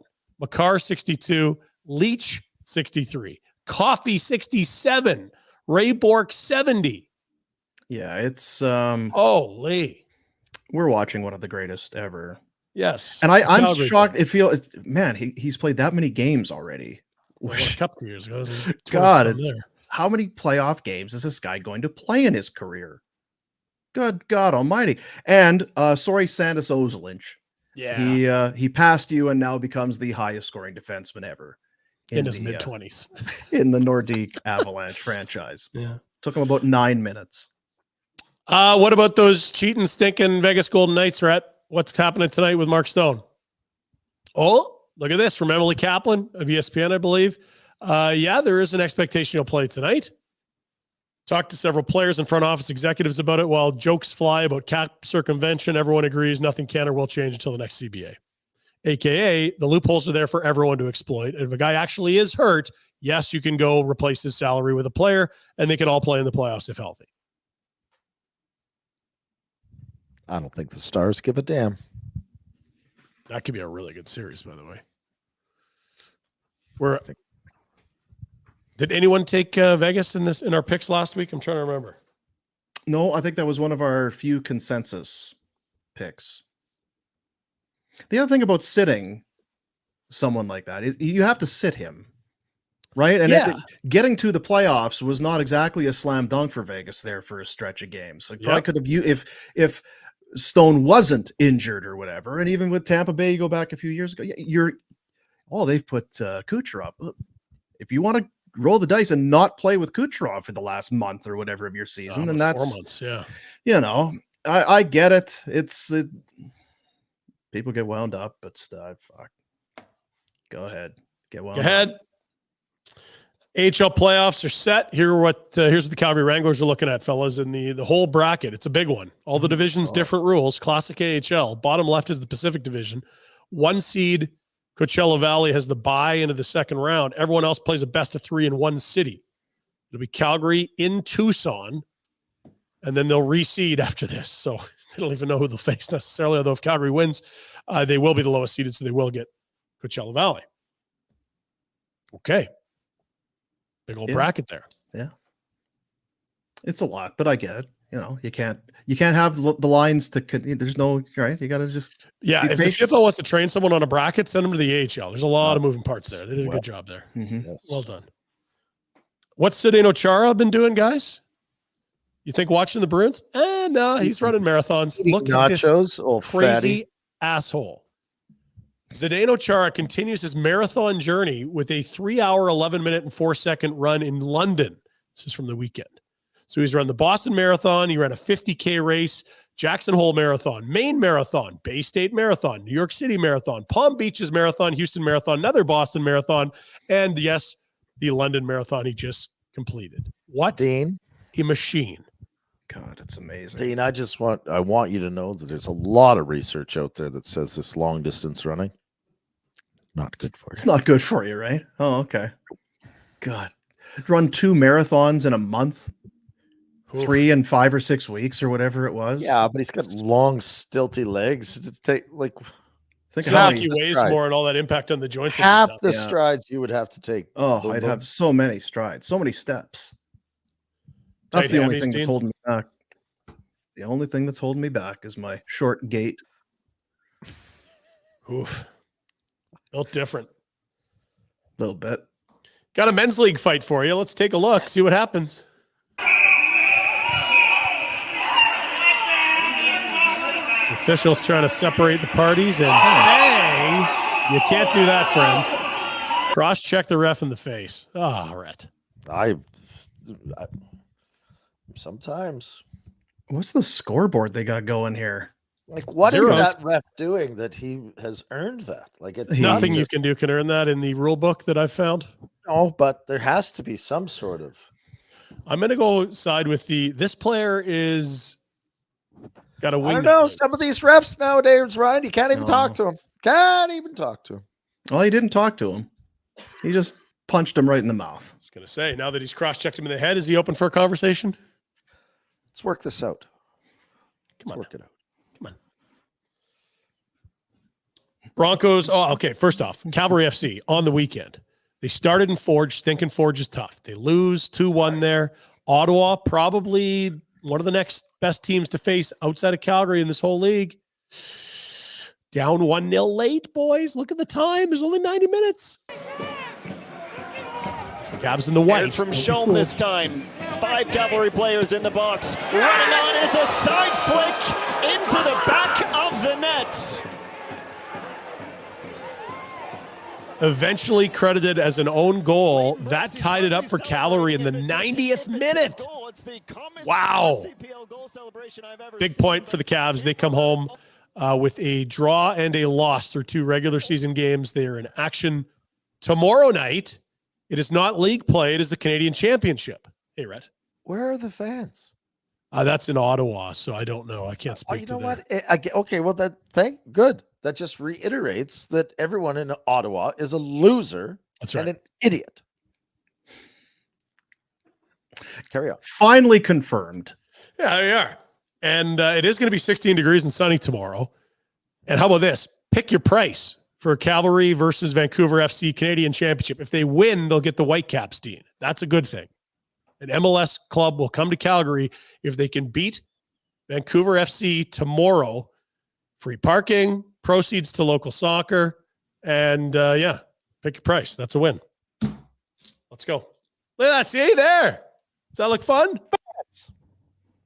Beautiful. Hooligans. The hooligans are just a little bit to the side of that. Yeah. Now, the Broncos unveiled a new jersey. And typically, these NFL jersey things are just, they don't change anything.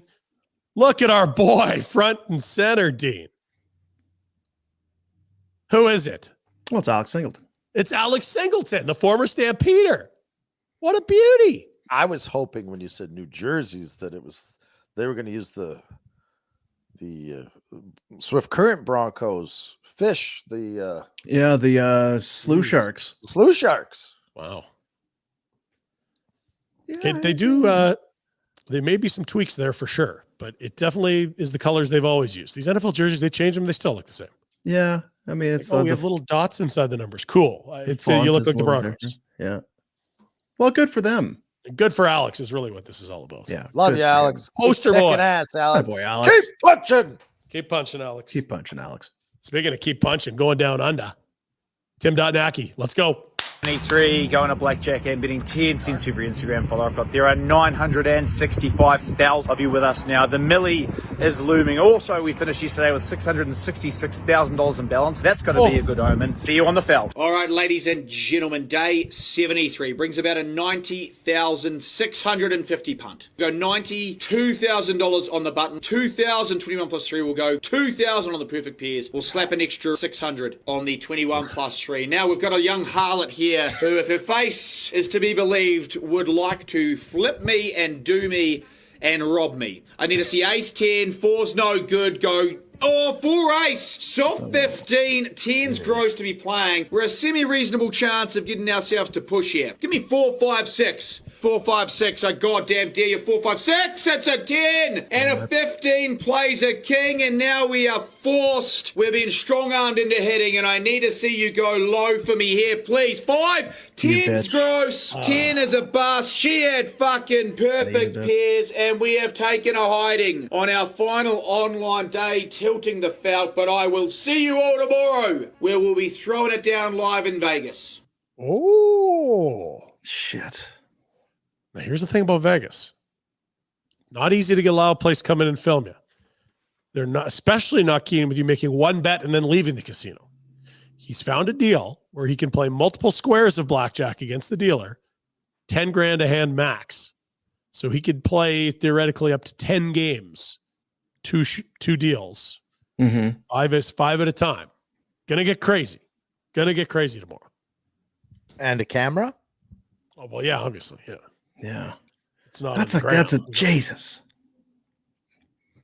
Because even with because he's got the 666, the balance, that's a quick hundo out of the you know what I mean? It really is. Yeah, you're immediately down to 570.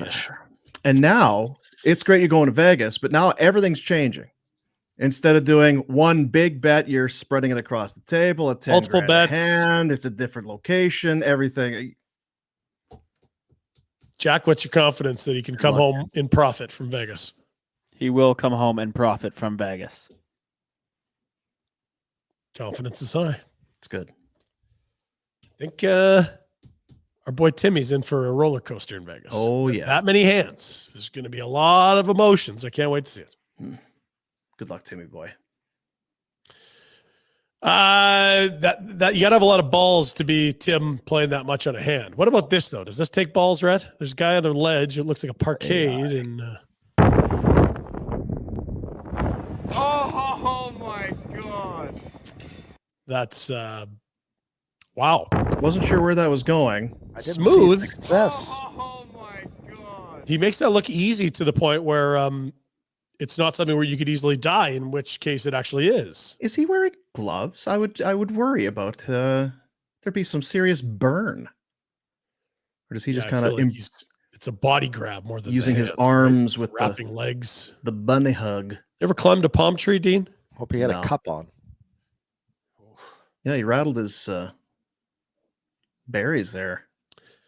Now, Rhett, I don't know if you were there on the way home or if you just got the videos, but another Warner was born in Saskatchewan, I believe. I saw the baptism here. This is beautiful stuff. That's nice, yeah. Good. And they're talking about the summer. They can't wait till the lakes thaw and you can get out on the boat for a big old wake surf. Look at that. Throw the guy a beer. How good is summer? Did he drop it? Nope, he got it. Oh, he got it. Oh! Right in the ribs. My sister just texted me an hour ago. You should move back to Saskatoon and we can go to the lake all summer. Yeah. What a great idea. Okay. Here. That's what I'll do. What's the percentage? None. No, okay. Now, if you'd bought the blades, I'd say a very high percentage. Well, if I bought the blades, we'd be kicking ass. Yep. They are kicking ass, but all right. Margarita, sometimes you need a little extra lime squeeze in there. Check this out. Jack at the Greagle.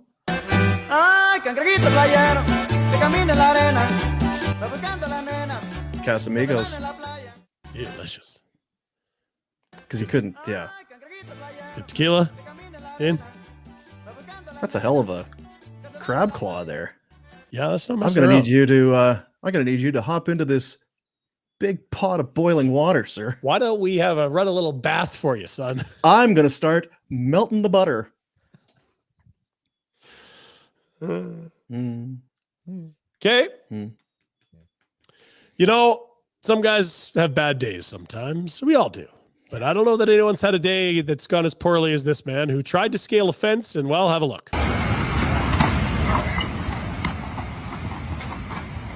He's got his shit hooked on the yeah. Rhett, he's wedging himself on the fence. That's, at least it's white. I'm trying. Not for long. Yeah. Just bounce up and down. Oh. What do? You spear your hand on the top, or do you just rip yourself in half up the middle? There's not a lot of good options there. Oh, jeez. See, now there's someone laughing at him, not helping. Yeah, is that security camera? What do we got there? Must be security. That's quality hit she's got. Again, I feel like this is it's real, but if you see the very start of the clip, he's already got himself wedged. So I think he's set up the camera to do a little clip. So you're saying this guy purposely did this to himself? Well, how did that's kind of what I'm saying, yeah. Why doesn't he step on the? Because how does it take it I'm back? still all for it. You want to be an idiot? Is that a security camera to try to catch people climbing the fence? I don't know. Yeah, I don't know. I think he's set up his camera and then climbed the fence and hooked his gotch on the top of the post. And now he's made it on the Pinder Report. So mission accomplished. Congratulations, sir. And he may actually be able to have children after all this in a few years. Who's to say? Yeah. And if nothing else, kind of if not the balls, then the the ripping of the skin in the groinal area would be significant, I would think. You're going to want to put some salve on that. You're going to have some damage on the undercarriage there, Dean, for sure. Yep, there's going to be some sort of damage on the Taintal region, I would think. Yeah. Yeah. Before we close out, I do want to. Rhett had noted the Blades be kicking ass if he was there. Yeah. Welcome to your Final Four in the Western League. After sweeping the Rebels, the Blades will face the Moose Jaw Warriors, who beat Swift Current in 5. Out in the West, PG beats Kelowna in 5, and they face Portland, who swept Everett. Round 2, not close. 2 sweeps, 2 5-game series, and now that sets up our Final Four. Blades and Warriors, Cougars, and Winterhawks. Now, hear me out. Mm-hmm. I got to think this through in my head because there's a common complaint when where's the Memorial Cup this year? Do we know? Shawinigan. Anyway, if it's out east, isn't it always an issue that the West team gets screwed over? Like they play and have to fly all the way. Will this help? Are they going to finish up early because of that quick second round? Do you know what I mean? It's going to be very advantageous for my Blades. It could be, but that's a ways away yet. You've still got to win a league title. May 24th is the opener, and the Dub is in it against Saginaw. The Spirit, they always who are hosting. fly out, and they always have to. Yeah, they play the first game, and anyway. Suns against Saginaw hosting. Dino. Any updates on the midget AAA? Aren't the Calgary Buffaloes playing in that one? They're in Nova Scotia. Saw the team photo yesterday. They're getting ready. I'm not sure. Where can we watch this? On the YouTubes. It's all your cable stock. Everything's on the YouTubes. Yeah. On Rink Barn. Barn Find. Barn Rinker. Barn Rink.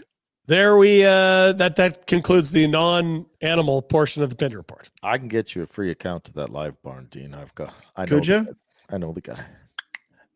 So you're not like you've paid for an account and are going to share it with me. It's just you know the guy. I know the guy. I know old Ray.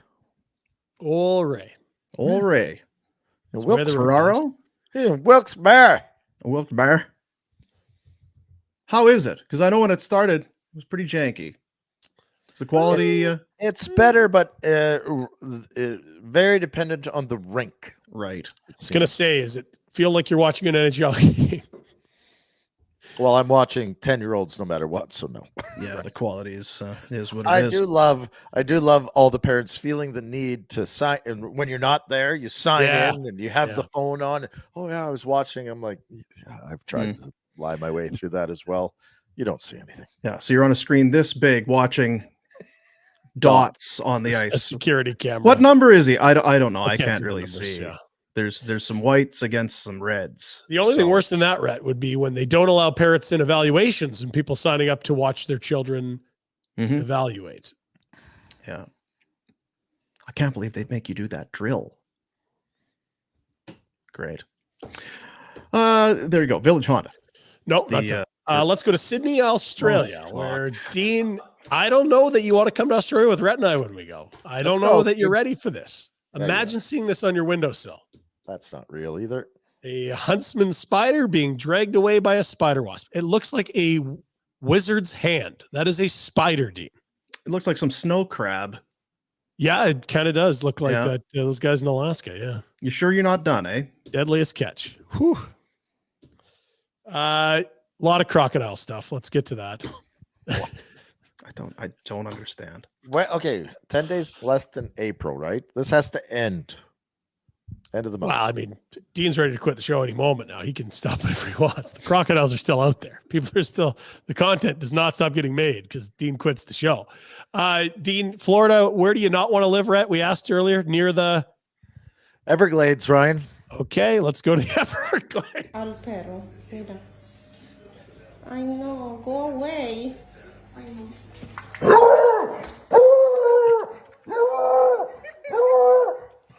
I need a dog. Boy.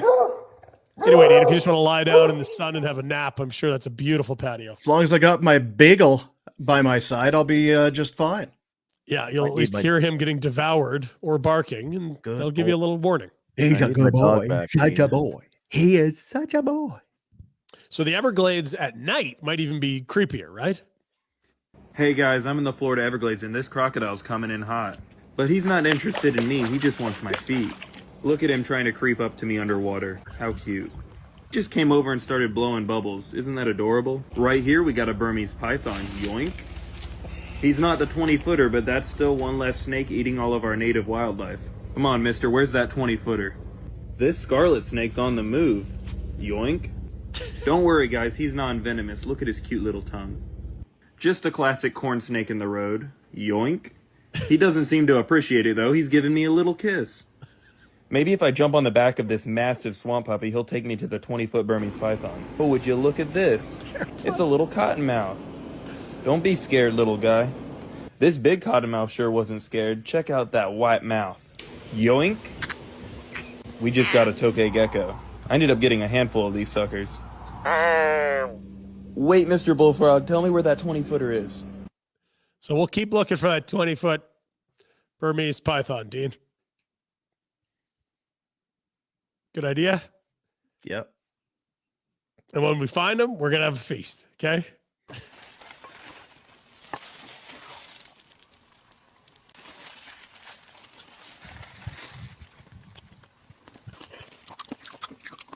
So I found a crock here that... Yeah. Pretty good, eh? The Honda Civic continues to lead the way in value, reliability, and performance. The 2024 Civic received a 10 out of 10 in Car and Driver's comprehensive vehicle testing, and the Civic Type R and Civic Si ranked number 1 and number 2, respectively, in the Sport Compact category. You can take one for a rip at Village Honda, your dealership for life located in the Northwest Auto Mall. I'm going to go for wings tonight, and I'm going to set up a camera. And Good, yeah. Yeah. Now, you liked lamb. It was Dean that didn't like lamb, right? Love lamb. Yeah. On a stick. Oh. At Village Honda, new in-stock inventory on the ground. Start your automotive adventures at Village Honda, where new vehicle pricing is MSRP. How was that cooked, Dean? Is that... I was doing it. Was it boiled, or is that a sous vide? You ever sous vide anything, Dean? I have a sous vide. I've not yet sous vided. How long have you had it? What are you waiting for? I don't know. It's a wintry kind of thing. Is it? Yeah. Maybe I feel today. like- No, it's too late. You got to sous vide for like Do you? 24 hours. That's the whole Is it point. that long? 24 hours? Goodness gracious. Well, not today. Maybe tomorrow. Maybe, you know. I'd like you to sous vide something for us for tomorrow, if you don't mind. Okay. I'd rather that on video than Pinder's disgusting gators and BS. Mm-hmm. They're looking for the 20-footer. The Boomer Report, brought to you by Chef Boy RD. Delicious. Do you like the mini ravioli or the full-size ravioli? I would think my kids did this the other day. The other day, a couple years ago. Now, mind you, they're used to going to Nona's for homemade pasta and sauce. So Yeah, spoiled. they were all very excited for some alphagettis. Yeah. So we got it out. We heated it up. Here you go. Here's your bowl of alphagetti. And? Doesn't Thumbs live down. up to Nona's. Yeah, right, eh? Yeah. On all three accounts. Yeah. Really? thumbs So down. not as high of a... So to answer your question, I would probably want to try the minis first, but I feel like they aren't going to live up to what my expectations as a child were. Yeah. I do love the raviolis. Even to this day. Love it. Sorry, Ryan. Continue. Well, that was it. You read the out, so we must be done. Okay. That's a good way of doing it, actually. Just start, just do the liners. Christ, if that's what gets them to stop, then good to know. Would have started long ago. A little late. We'll do our Betway bet. So tonight, what are we looking forward to? We got a 4-banger of games for you. It's going to start at 5 o'clock. Leafs Bruins. Are we excited for now? Again, I am. I don't really have a rooting interest, but yet I find myself, and sorry to Tree, but I do find myself hoping for the biggest catastrophe possible for the Leafs. And I don't know if that means getting to a game 7 and then losing, or just getting blown out in 4. I don't know. I don't know. Coming home 2-0 would be pretty bad. Yeah. TJ Brody, healthy scratch, game 1, and looking like game 2 as well. Yeah. And Gio's not playing, is he? No, but he's also like 40 or something. So yeah. I was talking about their decor, guys. Like it's garbage. It's so bad. And they added like Labushkin and Edmondson. It's like, okay, those guys they can tried be like to tell you how great Labushkin was going to be for. Oh, he's awful. Like he can do some things, but he's not good. And they got these guys playing in the top 4. Was that your Labushkin impression? I guess. It was very good. Spot on. It was very good. So yeah, that's a 5 o'clocker between the Leafs and Bruins. 5:30, Islanders and Canes. I wondered worth watching. Well, you know what? I wondered if the Islanders were going to do the rope-a-dope the other day, and then the Canes just were better. Anderson was good, I heard. Very good. Yeah.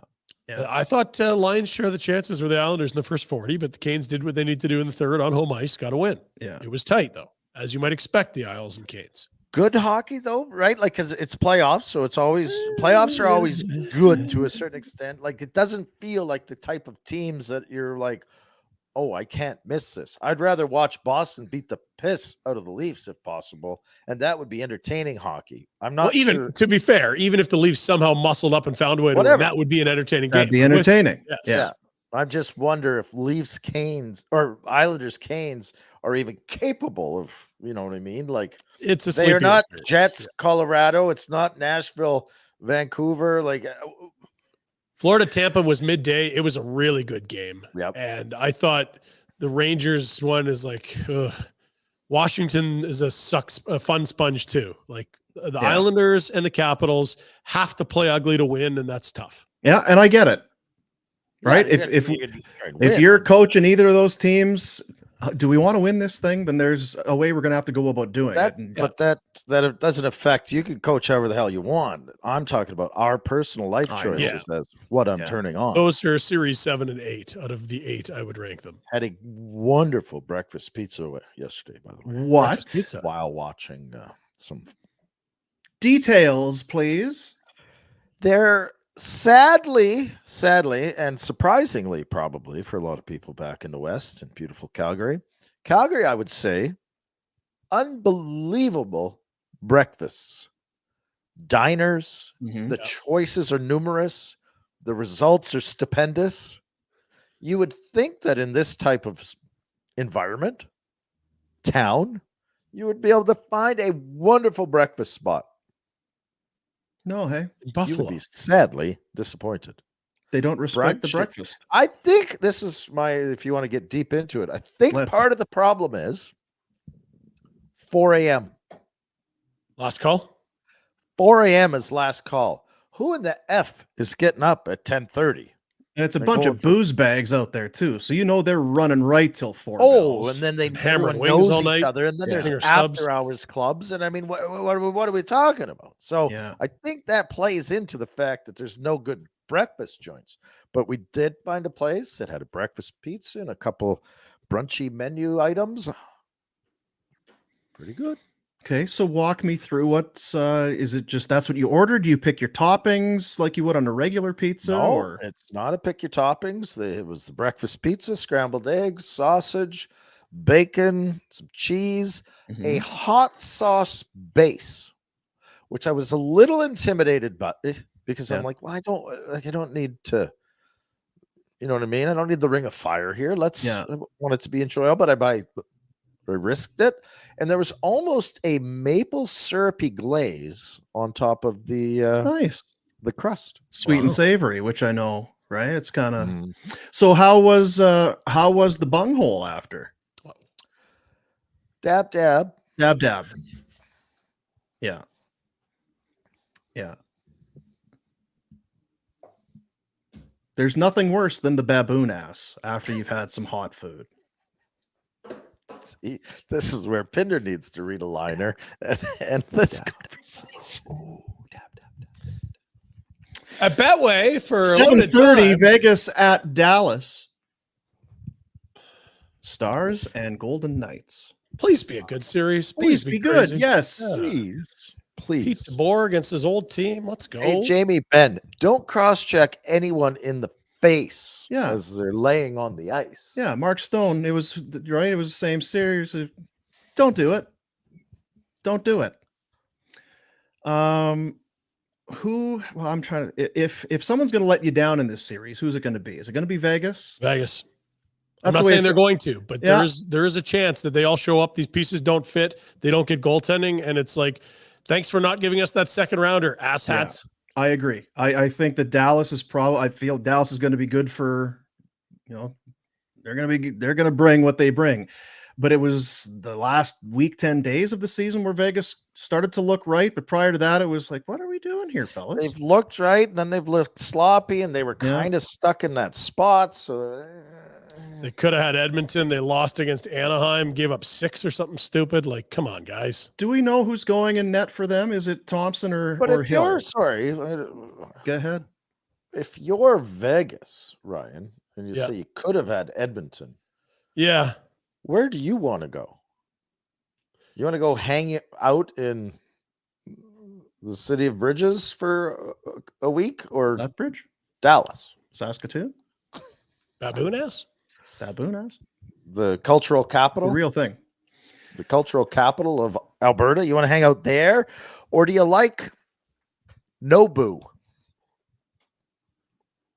I hear you. It's just that you're going to have to beat, if you're going to get to the Western Conference Final, Dallas Stanley Cup and champions. You're the Stanley Cup champions. You're not intimidated by anyone. Bring it on. we'll see tonight. It is Logan Thompson confirmed against Jake Ottinger. Both of them confirmed. Calgary guy. Two of Catches them, with the wrong hand, but Calgary guy. Tricky. That's 2 of them because Lindgren does as well. Does he really? Talked about it a lot in that Rangers game. Yeah. Wasn't talking about the Rangers at all, but No, I just mean 2 guys in the playoffs that are goofy. Okay. And then the Kings at the Oilers.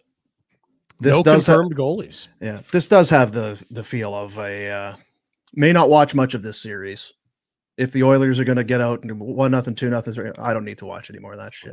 I was going to say, if the Kings want to win game 1, you'll have my full attention. Yeah, the Kings, it's on you. I want to watch just because of what I brought up earlier. The late night game, it's on. It's kind of just the memories of having it on. You're almost nodding off a few times. So with that said, you being in the Eastern time zone, how much of this 10 o'clock start do you anticipate? First period last night. I'm going to watch the first period tonight. It is a nice time in a way because there's no children or idiots bothering me. I can fully commit to snacks and couches and children or idiots. Sometimes the two are the same, sometimes not. Is that what you're saying? There's some idiots. Go mingle. Yep. Now, is the shovel around? What are we trying to say here? Because Ryan, it's you just let it lie. Shh. You don't need to go. Someone might be listening. Stuart Skinner will have people in front of him tonight, and we'll try not to get hooked in the first. Go get him, Stuart. Stuart, Betway bets. Betway bets. Bet the responsible way with Betway. If you have not already created an account, you should. And then what you do, create the new account, scan the QR code that's on your screen, redeem your bonus. Then you go onto the app, place your bet, no minimum amount required. And if the bet happens to lose, you will get a refund up to $200. You then use that money to bet again on your favorite sports. Offer only available outside of Ontario. Couple for you tonight.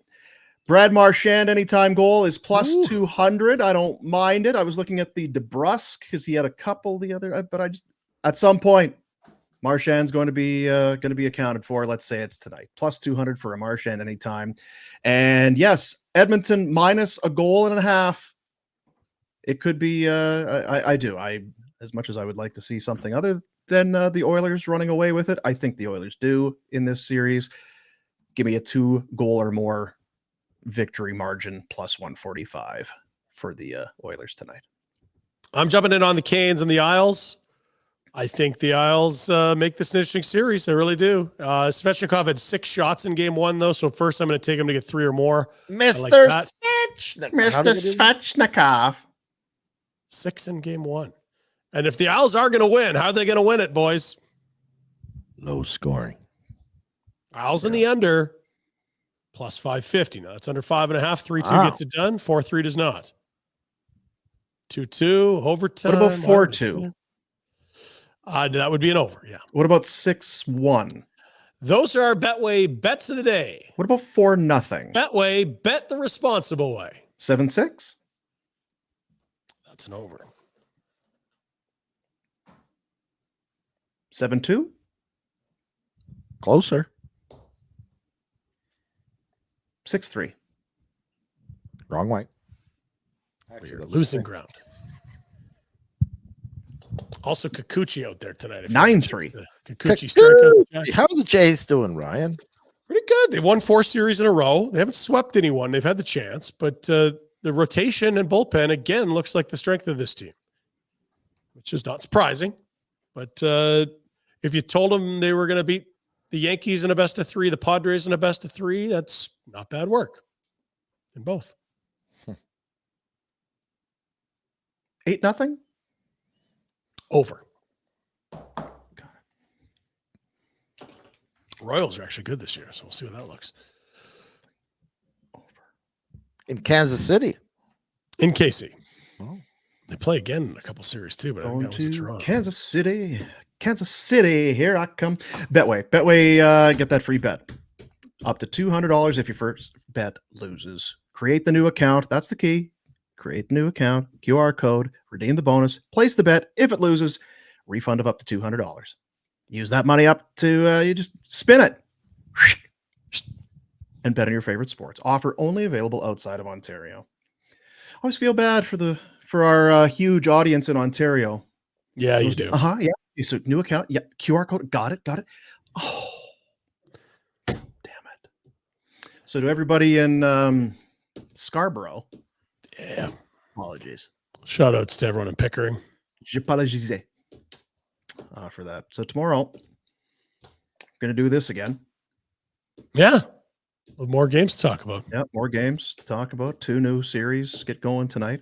How about the home teams, guys? 6-0 so far. Home teams. Unders 4-2.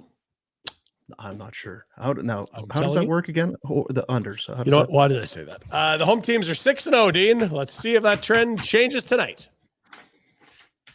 Because if LA wanted to be that one visiting team. And if you're in Vancouver, not Ontario, the other way, and you're in Vancouver, go hang out with Frankie Boy at Greta. Yes. That sounds like a good Frank time, Seravalli and the Canucks, whoever they are, the people that are in the Nation Network with the multiple shows there. Canucks Conversations, Carson Price, Canucks Army. Go get I don't know if they'll be there, but probably some of them will be there. It's not like Frank's going to go by himself. He'll need some handlers, you know. Seravalli's a big deal. He's going to need some entourage. Yeah. Some velvet, some velvet rope, some carpeting and stuff to get Frank. He'll have to have like a throne or something that he'll be sitting on. Feeding him. Sitting on a throne today. Yeah, he was sitting on the throne. Productive day. Yep. Do you suppose he gets the baboon ass? Can't avoid it. Oh, did you want the Pinder's got to go. Do you have to go? Where do you got to go, Pat? Let's go anywhere. I'm just saying you're talking about Frank's baboon house. It's time to hit the button. Yeah, I feel I'm with Pinder. Jack? A little longer. Oh. Okay.